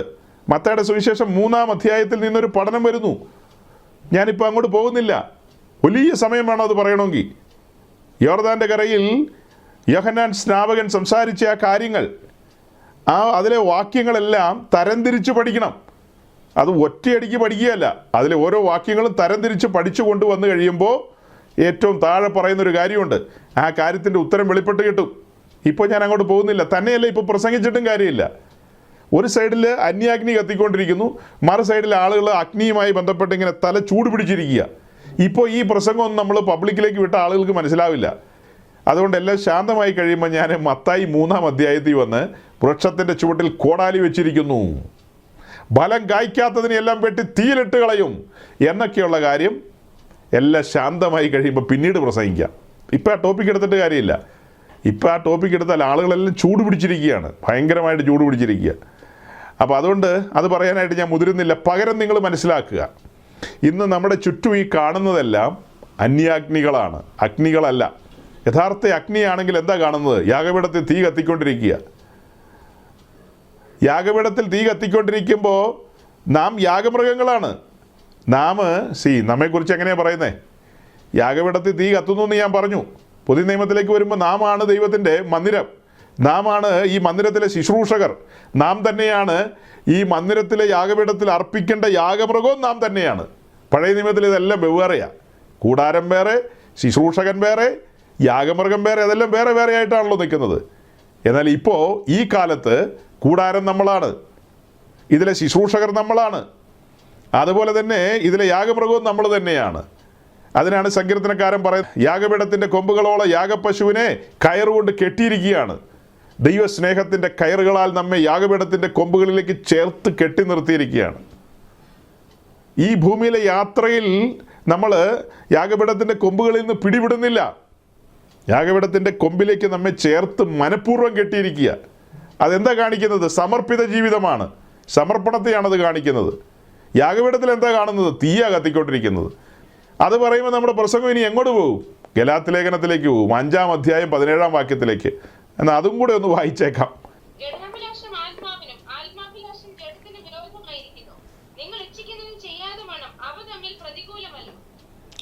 അതാണ് ജഡാഭിലാഷവും ആത്മാഭിലാഷവും അവ തമ്മിൽ പ്രതികൂലമാണ്. യുദ്ധമുണ്ട്, യുദ്ധം. അവ തമ്മിൽ എന്തുണ്ട്? യുദ്ധമുണ്ട്, രണ്ടും തമ്മിൽ പ്രതികൂലമാണ്. അപ്പോൾ യാഗപീഠത്തിൽ തീ കത്തിക്കൊണ്ടിരിക്കുകയാണ്. നമ്മൾ സമർപ്പിതരാണ്, ആണോ ഇല്ലയോ എന്ന് നിങ്ങൾ ചിന്തിച്ചോളുക. സമർപ്പിതരാണെങ്കിൽ യാഗപീഠത്തിൽ തീ കത്തും. അപ്പോൾ ഇവിടെ പരിശുദ്ധാത്മാവുമായി ബന്ധപ്പെടുത്തിയാണ് ആ കാര്യങ്ങളെ പറയുന്നത്. പരിശുദ്ധാത്മാവുമായി ബന്ധപ്പെടുത്തിയാണ് ഈ 5-ാം അധ്യായത്തിൽ പല കാര്യങ്ങളും നമ്മൾ പറഞ്ഞു വരുന്നത്. അവിടെ 2 പ്രധാനപ്പെട്ട കാര്യമുണ്ട്. ഒന്ന്, ജഡത്തിൻ്റെ പ്രവൃത്തികളുണ്ട്, അടുത്ത ആത്മാവിൻ്റെ ഫലമുണ്ട്. ആത്മാവിൻ്റെ ഫലങ്ങളല്ല, പകരം ആത്മാവിൻ്റെ ഫലം. ആത്മാവിൻ്റെ ഫലം വെളിപ്പെടാത്തതിൻ്റെ കാരണം എന്താ? ജഡത്തിലാണ് സഞ്ചാരങ്ങൾ. ഏറിയ പങ്കും ജഡത്തിലാണ് സഞ്ചരിക്കുന്നത്. അതെന്താ അങ്ങനെ തന്നെ? യാഗപീഠത്തിൽ തീ കത്തുന്നില്ലെന്നേ, യാഗപീഠത്തിൽ വേണ്ട വിധത്തിൽ തീ കത്തുന്നില്ല. അങ്ങനെ ഒരു പഠനം നമ്മുടെ മുമ്പിലില്ല, അങ്ങനെ ഒരു ചിന്ത പോലും നമുക്ക് വരുന്നില്ല. നമ്മുടെ വിചാരം എന്നെ ഇങ്ങനെ വന്നു, 2 കൈ കൊട്ടി, 2 അല്ലലിയ സ്വോത്രമൊക്കെ പറഞ്ഞു, പിന്നെ ഒരു കവർ കിട്ടി, ആ കവറിൽ കുറച്ച് ചില്ലറയിട്ട് അവിടെ കൊടുത്തു, തൃപ്തിയായി, സന്ധ്യയായി, ഉഷസ്സുമായി 1-ാം ദിവസം നമ്മൾ വീട്ടിൽ പോയി, അത്രേ ഉള്ളൂ. അതൊന്നും അല്ലെന്നേ. ഇവിടെ യാഗപീഠത്തിൽ തീ കത്തിക്കൊണ്ടിരിക്കുക. ഈ തീ കെട്ടുപോകാൻ പാടില്ല. സമാഗമന കൂടാരം എന്ന് പറയുന്ന കൂടാരം നമുക്ക് നിഴലാണെങ്കിൽ ആ കൂടാരത്തിൽ എന്തെല്ലാം ഉപകരണങ്ങളുണ്ട്, ആ ഉപകരണങ്ങളൊക്കെ നമ്മിലുമുണ്ട്. നാം ആകുന്ന കൂടാരത്തിൽ ക്രൂശിക്കപ്പെട്ടവനായ ക്രിസ്തു നിറഞ്ഞു നിൽക്കുകയാണ്. ഇവിടെ താമ്രത്തൊട്ടിയുണ്ട്, ശുദ്ധീകരണവുമായി ബന്ധപ്പെട്ട കാര്യങ്ങൾ ഇവിടെയുണ്ട്. അടുത്തപടി അകത്തേക്ക് പോകുമ്പോൾ ഓരോരോ കാര്യങ്ങളുണ്ട്, അതെല്ലാം ഇതിനകത്തുണ്ട്. അപ്പോൾ യാഗപീഠത്തിൽ തീ കത്തുന്നുണ്ടെങ്കിൽ ഈ കൂടാരത്തിലും തീ കത്തണം, തീ കത്തിക്കൊണ്ടിരിക്കും. ഇത് കേൾക്കുമ്പോൾ മറ്റവർ പറയുന്ന തീയാണെന്നൊന്നും വിചാരിച്ചേക്കരുത്. അവരുടെ തീ വേറെ, ഇത് വേറെ, രാത്രിയും പകലും തമ്മിലുള്ള അന്തരവാ, ചുറ്റിച്ചേക്കരുത്. ഇതൊന്നും ഒന്നല്ല, ഇത് 2-ും 2ആണ്. ഇത് ഒരു ഗൗരവമായ പഠനശാഖയാണ്. ഇത് പഴയ നിയമവും പുതിയ നിയമവും കൂടെ ചേർത്ത് വെച്ച് പഠിക്കുന്നൊരു വിഷയമാണ്. ഇവിടെ ദൈവത്തിൻ്റെ മന്ദിരത്തെക്കുറിച്ച്, ശുശ്രൂഷകളെക്കുറിച്ച്, പൗരോഹിത്യത്തെക്കുറിച്ച്, യാഗങ്ങളെക്കുറിച്ച് ഇതെല്ലാം ഒരു ഗ്രാഹ്യം ഉണ്ടെങ്കിലേ ഈ കാര്യങ്ങൾ വെളിപ്പെട്ട് വരുള്ളൂ. അപ്പോൾ ഇതിനെക്കുറിച്ചൊക്കെ നമുക്കൊരു മിനിമം ഐഡിയ വേണം. ഈ ഐഡിയ ഉണ്ടെങ്കിൽ മാത്രം കാര്യങ്ങൾ മനസ്സിലാകും. അല്ലെങ്കിൽ ഒന്ന് പറഞ്ഞ് 2-നെ നമ്മൾ ഇങ്ങനെ എതിർക്കും, അതങ്ങനെ ഇതിങ്ങനെയാണെന്നൊക്കെ പറഞ്ഞ് തള്ളിക്കളയും. മനസ്സിലാക്കുക, ക്രൂശിൻ്റെ ശത്രുക്കൾ എന്നുള്ള ടോപ്പിക്ക് പറഞ്ഞ് നമ്മൾ പര്യവസാനിപ്പിക്കുമ്പോൾ ഈ ഭാഗങ്ങളെല്ലാം കൊണ്ടുവരാൻ ഞാൻ ഇരുന്നതാ. ഇതിനോടനുബന്ധിച്ച് നമ്മൾ പോകുന്ന കുറേ ചാപ്റ്ററുകൾ വളരെ വ്യക്തമായി നമ്മുടെ മുമ്പിൽ തെളിഞ്ഞു വരുന്ന കാര്യങ്ങൾ. ആ കാര്യങ്ങൾ വെച്ചിട്ടാണ് നമ്മൾ ഇന്ന് മലയാളക്കരയിലും ഭാരതത്തിലും ഓൾ ഓവർ ദ വേൾഡിലെയും സുവിശേഷ വേലയും ശുശ്രൂഷ എന്നൊക്കെ പറയുന്നതിനെ നമ്മൾ അടുത്ത് നിന്ന് കാണാൻ പോകുന്നത്. അങ്ങനെ അടുത്ത് നിന്ന് കാണുമ്പോഴാണ് ഏതോ ഒരു യാഗപീഠം, സമാഗമന കൂടാരത്തിന് മുമ്പിലിരിക്കുന്ന യാഗപീഠം എന്ന് പറയുന്നതാണ് താമ്രയാഗപീഠം. അതിന് അളവുണ്ട്, കൃത്യം ഇത്ര മുഴം നീളം, ഇത്ര മുഴം വീതി, ഇത്ര മുഴം ഉയരമെന്നുണ്ട്. അത് ഖദിരമരം കൊണ്ടാണ് പണിയേണ്ടത്. അതിൽ താമ്രം കൊണ്ട് പൊതിയണം, പാനൽ ചെയ്യണം. പിന്നെ അതിലെ ഓരോരോ കാര്യങ്ങൾ എങ്ങനെയായിരിക്കണം, അത് അങ്ങനെ തന്നെ ആയിരിക്കണം. അതിൽ കൊണ്ടുവരേണ്ട യാഗങ്ങൾ എങ്ങനെയാണോ അങ്ങനെ ആയിരിക്കണം. അതിന് പകരം ഇന്ന് ഏതോ എവിടെന്നോ കിട്ടിയ അളവിൽ പണിത എന്തൊക്കെയോ യാഗപീഠങ്ങൾ, അത് വെച്ചിട്ടാണ് ഈ പ്രസംഗങ്ങളൊക്കെ നടക്കുന്നത്. അതിന് നമ്മൾ യെരുശലേം ദേവാലയവുമായി ബന്ധപ്പെടുത്തി മുന്നമേ പറഞ്ഞിട്ടുള്ളൊരു മെസ്സേജുണ്ട്. പുതുതായിട്ടൊക്കെ നമ്മളെ കേൾക്കുന്നവരുണ്ട്, അവർക്ക് മനസ്സിലാകാൻ വേണ്ടിയിട്ട് പറയുകയാണ്. സമാഗമന കൂടാരത്തിന് മുമ്പിൽ താമ്രയാഗപീഠം ഇരിപ്പുണ്ടെങ്കിൽ അതുപോലെ തന്നെ അതിലും വലിപ്പമേറിയ ഒരു താമ്രയാഗപീഠമാണ് യെരുശലേം ദേവാലയത്തിന് മുൻപിലിരിക്കുന്നത്. ആ യെരുശലേം ദേവാലയത്തിന് മുമ്പിലിരിക്കുന്ന താമ്രയാഗപീഠം, യെരുശലേം ദേവാലയത്തിൻ്റെ മുൻപിലിരിക്കുന്ന യാഗപീഠത്തെ, താമ്രയാഗപീഠത്തെ ഒരു സമയത്ത് ആഹാസ് എന്ന് പറയുന്ന രാജാവ് എടുത്തു മാറ്റിയിട്ട് ദമ്മേശേക്കിലെ യാഗപീഠം അവിടെ കൊണ്ടുവന്നു. ഞാൻ ഓടിച്ചു പറയുന്ന പക്ഷെ നമ്മൾ വരും ദിവസങ്ങളിൽ ആ ചാപ്റ്ററിൽ പോയി വിശദമായി ആ കാര്യം വിശദമായി ഒന്നുകൂടെ കാണും. അങ്ങനെ ദമ്മേശേക്കിലെ യാഗപീഠം ഇവിടെ കൊണ്ടുവച്ചു. അത് പർവ്വതത്തിലെ ആലോചനയല്ല, ഉയരത്തിലെ ആലോചനയല്ല, അത് സ്വർഗീയ കൂടാരത്തിലെ യാഗപീഠത്തിൻ്റെ നിഴലുമല്ല. അത് ജാതികളുടെ യാഗപീഠമാണ്. അതുപോലത്തെ യാഗപീഠമാണ് കോട്ടയത്തും അവിടെ ഇവിടെയൊക്കെ ഇട്ട് കത്തിച്ചുകൊണ്ടിരിക്കുന്നത്. ഇതെല്ലാം പൈശാചികമാണെന്ന് പറയുന്നത് അതുകൊണ്ടാണ്. വചനം വെച്ചാൽ തെളിയിക്കുന്നത്. ഇപ്പം ഇത്രയും പറഞ്ഞു. ഇതിനെ കൃത്യമായി തെളിയിക്കാനുള്ള ബോധ്യമുള്ളതുകൊണ്ടാണ് പറയുന്നത്. ഇതെല്ലാം ഉള്ളിൽ വെച്ചുകൊണ്ടാണ് ഞാൻ കഴിഞ്ഞ ദിവസങ്ങളിൽ പറഞ്ഞത്. ഇതെല്ലാം തികച്ചും പൈശാചികമാണ്, സാത്താന്യമാണ്, ജനത്തെ വഞ്ചിക്കുകയാണ്. കണ്ണടഞ്ഞു കിടക്കുന്ന ജനം മനസ്സിലാക്കാതെ അതിൻ്റെ പുറകിൽ ഓടി അവരുടെ പ്രാർത്ഥനയും പ്രസംഗവും ശാപം മുറിക്കലൊക്കെ വഴി ഞങ്ങളിപ്പോൾ ധനാഢ്യരാകും, അബ്രഹാമിൻ്റെ തൊഴുത്തിലെ ആട് ഇപ്പോൾ വരും എന്ന് ഓർത്ത് നോക്കിയിരിക്കുക പാവങ്ങൾ. കത്തിക്കുന്ന വേറെ തീയാണ്. ആരാധന എന്നൊക്കെ പറഞ്ഞ് കാട്ടിക്കൂട്ടുന്നത് എന്താ? ആ കാര്യം മനസ്സിലാക്കാനാണ് സ്പഷ്ടമായിട്ട് കൃത്യതയോടെ പറഞ്ഞത്. ഈ യാഗപീഠം എന്ന് പറയുന്നത് കാൽവറിയിലെ ക്രൂശിനെയാണ് കാണിക്കുന്നത്. ക്രൂശിക്കപ്പെട്ടവനായ ക്രിസ്തുവിനെയാണ് ഉയർത്തേണ്ടത്. ക്രിസ്തുവിനെ ഉയർത്തുക, ക്രിസ്തുവിനെ ധ്യാനിക്കുക. അങ്ങനെ ക്രൂശിൻ്റെ വഴികൾ വെളിപ്പെട്ട് വരുന്ന ക്രൂശിൻ്റെ വഴികളാണ്, ക്രൂശിൻ്റെ വചനങ്ങളാണ്. ക്രൂശിൻ്റെ വചനങ്ങൾ നശിച്ചു പോകുന്നവർക്ക് ഭോഷത്വമാണ്, പക്ഷെ രക്ഷിക്കപ്പെടുന്നവർക്ക് ദൈവശക്തിയാണ്. ആ ക്രൂശിൻ്റെ വചനങ്ങളാണ് പ്രസംഗിക്കപ്പെടേണ്ടത്. അങ്ങനെ ക്രൂശിൻ്റെ വചനങ്ങൾ നിരന്തരം പ്രസംഗിക്കുകയും പഠിപ്പിക്കുകയും ചെയ്തു കഴിയുമ്പോൾ ആ പ്രാദേശിക സഭയിൽ, ഏതെങ്കിലും ഒരു പ്രാദേശിക സഭയിൽ ജനം ആത്മാവിൽ നിറയപ്പെടും. അവർക്ക് വേണ്ടി തകർക്കപ്പെട്ട, അവർക്ക് വേണ്ടി മറുവിലയായ ദൈവകുഞ്ഞാടിനെയാണ് അവർ സ്മരിക്കുന്നത്, അവർ ധ്യാനിക്കുന്നത്. അവരുടെ ആരാധനയിൽ തീ പാറുമെന്ന് പറഞ്ഞാൽ മതിയല്ലോ. അതെന്തായിരിക്കും ആ ആരാധന? ദൈവസ്നേഹത്താൽ കത്തി ജ്വലിച്ചിട്ടുള്ളൊരു ആരാധനയാണ്. ഇടംബലം നോക്കാതെ കുഞ്ഞാട് പരിശുദ്ധൻ പരിശുദ്ധൻ പരിശുദ്ധൻ എന്ന് ആർപ്പിടുകയാണ്. അത് പറഞ്ഞപ്പോൾ ഒരു ഉദ്ദേശി കഴിഞ്ഞ ദിവസം പറയുന്നത് കേട്ടു, എന്തിനാ അത്ര ഒച്ചത്തിൽ നിന്ന്? ഇത്തിരി ഒച്ചത്തിലൊക്കെ പറഞ്ഞു പോകും, കാരണം ഇത് അങ്ങനെയാണ് അതിൻ്റെ കിടപ്പ്. കുഞ്ഞാട് പരിശുദ്ധൻ, കുഞ്ഞാട് പരിശുദ്ധൻ, അവൻ അറുക്കപ്പെട്ടു, അവൻ എനിക്ക് വേണ്ടി അറുക്കപ്പെട്ടു. ഈ തിരിച്ചറിവിലാണ് ഞാൻ ആരാധനയ്ക്ക് വരുന്നത്, ഈ തിരിച്ചറിവിലാണ് ഞാൻ മുഴങ്കാൽ മടക്കുന്നത്. അവിടെയാണ് സത്യാരാധന വെളിപ്പെടുന്നത്. എൻ്റെ അകത്ത് ദൈവ സാന്നിധ്യം കൊണ്ട് നിറയുകയാണ്. എൻ്റെ ആത്മാവിൽ പരിശുദ്ധാത്മാവിൻ്റെ സാന്നിധ്യം. അവിടെ നിന്ന് നദി പുറത്തേക്ക് ഒഴുകുകയാണ്. ആരെങ്കിലും ഓർഗൻ വെച്ച് അടിച്ചു കയറ്റുകയല്ല ഇതിനകത്തേക്ക് പുറത്തു നിന്ന് അടിച്ചു കയറ്റുകയല്ലെന്ന്, പകരം ഇതിനകത്ത് വന്ന പരിശുദ്ധാത്മാവ്, അതിൻ്റെ നദി പുറത്തേക്ക് ഒഴുകുകയാണ്. ആത്മാവിലുള്ള ആരാധന വെളിപ്പെടുകയാണ്. രണ്ട് നദികൾ ഒന്നായി തീരുന്നത് പോലെ, രണ്ട് നദികളെ അത് ഒന്നായി തീരുകയാണ്. എൻ്റെ ആത്മാവിലേക്ക് പരിശുദ്ധാത്മാവിൻ്റെ വലിയ സാന്നിധ്യം. അവിടെ പരിശുദ്ധാത്മാവിൽ അഗ്നിയുണ്ട്. അതേസമയം മുൻകാലത്ത് ഞാനൊരു പ്രസംഗിച്ചിട്ടുണ്ട്. പരിശുദ്ധാത്മാവിനെ അഗ്നി എന്ന് നമുക്ക് വിളിക്കാൻ പറ്റില്ല. പരിശുദ്ധാത്മാവിൻ്റെ ഉപമാനങ്ങൾ പറയുമ്പോൾ കാറ്റിനോടും ജലത്തോടും അങ്ങനെയൊക്കെയുള്ള കാര്യങ്ങൾ പറഞ്ഞിട്ടുണ്ട്. പക്ഷെ പരിശുദ്ധാത്മാവിനെ അഗ്നിയോട് ചിത്രീകരിച്ചായിട്ട് എൻ്റെ മുമ്പിലില്ല. അവിടെ ഞാനങ്ങനെ പറയാറില്ല. എന്നാൽ പരിശുദ്ധാത്മാവിൽ അഗ്നിയുണ്ട്. യെശയ്യാവിൻ്റെ പുസ്തകത്തിൽ പറയുന്ന പോലെ നാം നിത്യദഹനങ്ങളുടെ അടുക്കിലാണ് വന്നിരിക്കുന്നത്. അതെന്തിനാ? നമ്മെ ശുദ്ധീകരിക്കാൻ വേണ്ടിയിട്ടാണ്. ന്യായവിധിയോടുള്ള ബന്ധത്തിലല്ല ഈ പറയുന്നത്. ഇപ്പോൾ ഈ പറഞ്ഞതൊന്നും ന്യായവിധിയോടുള്ള ബന്ധത്തിലല്ല. പുറപ്പാട് പുസ്തകത്തിലേക്ക് അതിൻ്റെ തുടക്കത്തിലേക്ക് വരുമ്പോൾ മുൾപ്പടർപ്പ് കത്തി നിൽക്കുന്ന ഒരു കാഴ്ചയാണ് മോശ കാണുന്നത്. മുൾപ്പടർപ്പ് കത്തി നിൽക്കുന്നു, എന്നാൽ മുൾപ്പടർപ്പ് വെന്തു പോകുന്നില്ല. തീയിലിറങ്ങി നിൽക്കുന്ന യഹോവയായ ദൈവം. അതിൻ്റെ സെയിം പിക്ചറാണ് 2 തെസ്സലോനിക്ക ലേഖനം 1-ാം അധ്യായത്തിൽ. യേശുക്രിസ്തു തൻ്റെ ശക്തിയുള്ള ദൂതന്മാരുമായി അഗ്നിജ്വാലയിൽ ഇറങ്ങി വരുന്നു. രണ്ടിടത്തും അഗ്നിജ്വാലയിലാണ് ഇറങ്ങി വരുന്നത്. അത് രണ്ട് ന്യായവിധിയാണ് കാണിക്കുന്നത്. പുറപ്പാട് പുസ്തകത്തിൻ്റെ ആരംഭത്തിൽ നമ്മൾ കാണുന്നത് എന്താ? അഗ്നിജ്വാലയിൽ പ്രത്യക്ഷനായി നിൽക്കുന്ന യഹോവയായ ദൈവത്തെ.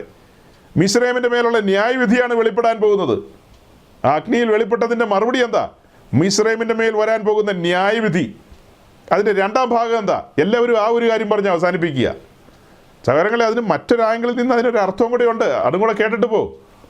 അതിൻ്റെ മറു സൈഡിലുള്ള അർത്ഥം എന്താ? മുൾപ്പടർപ്പ് കത്തുന്നു, പക്ഷെ വെന്തു പോകുന്നില്ല. ഇസ്രായേലിൻ്റെ ലൈഫിനെയാണത് കാണിക്കുന്നത്. വരുംകാലത്ത് ഇസ്രായേൽ കടന്നു പോകാൻ പോകുന്ന അഗ്നിസമാനമായ അനുഭവങ്ങൾ, പക്ഷെ വെന്തു പോകുന്നില്ല. ആ ജനവർഗത്തെ എടുത്തൊന്ന് പഠിച്ചു നോക്കി. തീക്കുണ്ടത്തിലൂടെയല്ലേ കടന്നുപോയത്? ചാമ്പലായി പോകുമെന്ന് വിചാരിച്ച സമയങ്ങളില്ലേ? വേരോടെ പിഴുതുപോയി എന്ന് ചിന്തിച്ച സമയങ്ങളില്ലേ? പക്ഷേ ആ കുറ്റിയിൽ നിന്ന് പിന്നെയും നാമ്പ് കിളുത്തു വരുന്നതാണ് നമ്മൾ കാണുന്നത്. ചരിത്രമാണ്. ഇസ്രായേൽ എന്ന് പറയുന്നത് ഒരു ചരിത്രമാണ്. തീക്കകത്ത് ഇറങ്ങി നിൽക്കുക യഹോവയായ ദൈവം, മിസ്രയീമിൻ്റെ മേലുള്ള ന്യായവിധി. ഇസ്രായേൽ തീ സമാനമായ അനുഭവങ്ങളിലൂടെ കടന്നു പോവുകയാണ്. 2 തെസ്സലോനിക്കർ 1-ാം അധ്യായത്തിൽ കാണുകയാണ്, യേശുക്രിസ്തു ശക്തിയുള്ള ദൂതന്മാരുമായി അഗ്നിജ്വാലയിൽ വെളിപ്പെടുകയാണ്. അവിടെ ന്യായവിധിയാണ് വെളിപ്പെടാൻ പോകുന്നത്. എതിർ ക്രിസ്തുവിൻ്റെ മേലും അവൻ്റെ പ്രവാചകൻ്റെ മേലും. അങ്ങനെ ന്യായവിധിയുടെ ഒരു ഘോഷയാത്ര പിന്നീട് കാണുകയാണ്. പിന്നത്തേതിൽ എന്താ കാണുന്നത്? സാത്താനെ ന്യായം വിധിച്ച് പിടിച്ച് ബന്ധിച്ച് ചങ്ങലയിലാക്കുന്നു. അങ്ങനെ അനവധി കാര്യങ്ങൾ അതുമായി ബന്ധപ്പെട്ട് പറയാനുണ്ട്. അപ്പോൾ അതെല്ലാം ന്യായവിധിയുമായി ബന്ധപ്പെട്ട കാര്യങ്ങളാണ്. പക്ഷേ ഇതിനകത്ത് നമുക്ക് ഇങ്ങനെയൊരു പഠനമുണ്ട്. ഈ ഒരു പഠനത്തിലേക്ക് വരണം നിങ്ങൾ. ഞാനിന്ന് പ്രാഥമികമായി പറഞ്ഞ ഈ കാര്യങ്ങളൊക്കെ നിങ്ങൾ ധ്യാനിക്കണം. ഇതിനെക്കുറിച്ച് കൂടുതൽ അന്വേഷിക്കണം. അതായത് കഴിവതും നിങ്ങൾ ദൈവസന്നിധിയിൽ തനിച്ചിരുന്ന് അന്വേഷിക്കുക. ചിലർ അവിടെ ഇവിടെയൊക്കെ പോയി ചോദിക്കും. ഇതിനെക്കുറിച്ചൊരു ഐഡിയ ഇല്ലാത്ത ആൾക്കാരോട് പോയി ചോദിച്ചാൽ അവരെന്നാ പറയാനാ, തീയാണോ എന്നാ പോക്കാന്ന് പറയും. അപ്പോൾ അത് കേട്ടിട്ട് ചിലർ അങ്ങ് വിഷമിച്ച് സങ്കടപ്പെട്ടു പോകും. അങ്ങനെയൊക്കെ ഈ വിഷയങ്ങളുടെ ഗൗരവം അറിയാത്ത ആളുകളോട് പോയി ചോദിച്ചിട്ട് കാര്യമില്ല. അല്ലെങ്കിൽ വചനത്തിൻ്റെ ആഴങ്ങളും ആ കാര്യങ്ങളൊക്കെ അറിയാവുന്ന പഴമക്കാരോടൊക്കെ പോയി ചോദിച്ചാൽ ചിലപ്പോൾ അവർ ഉത്തരം പറഞ്ഞു തരും.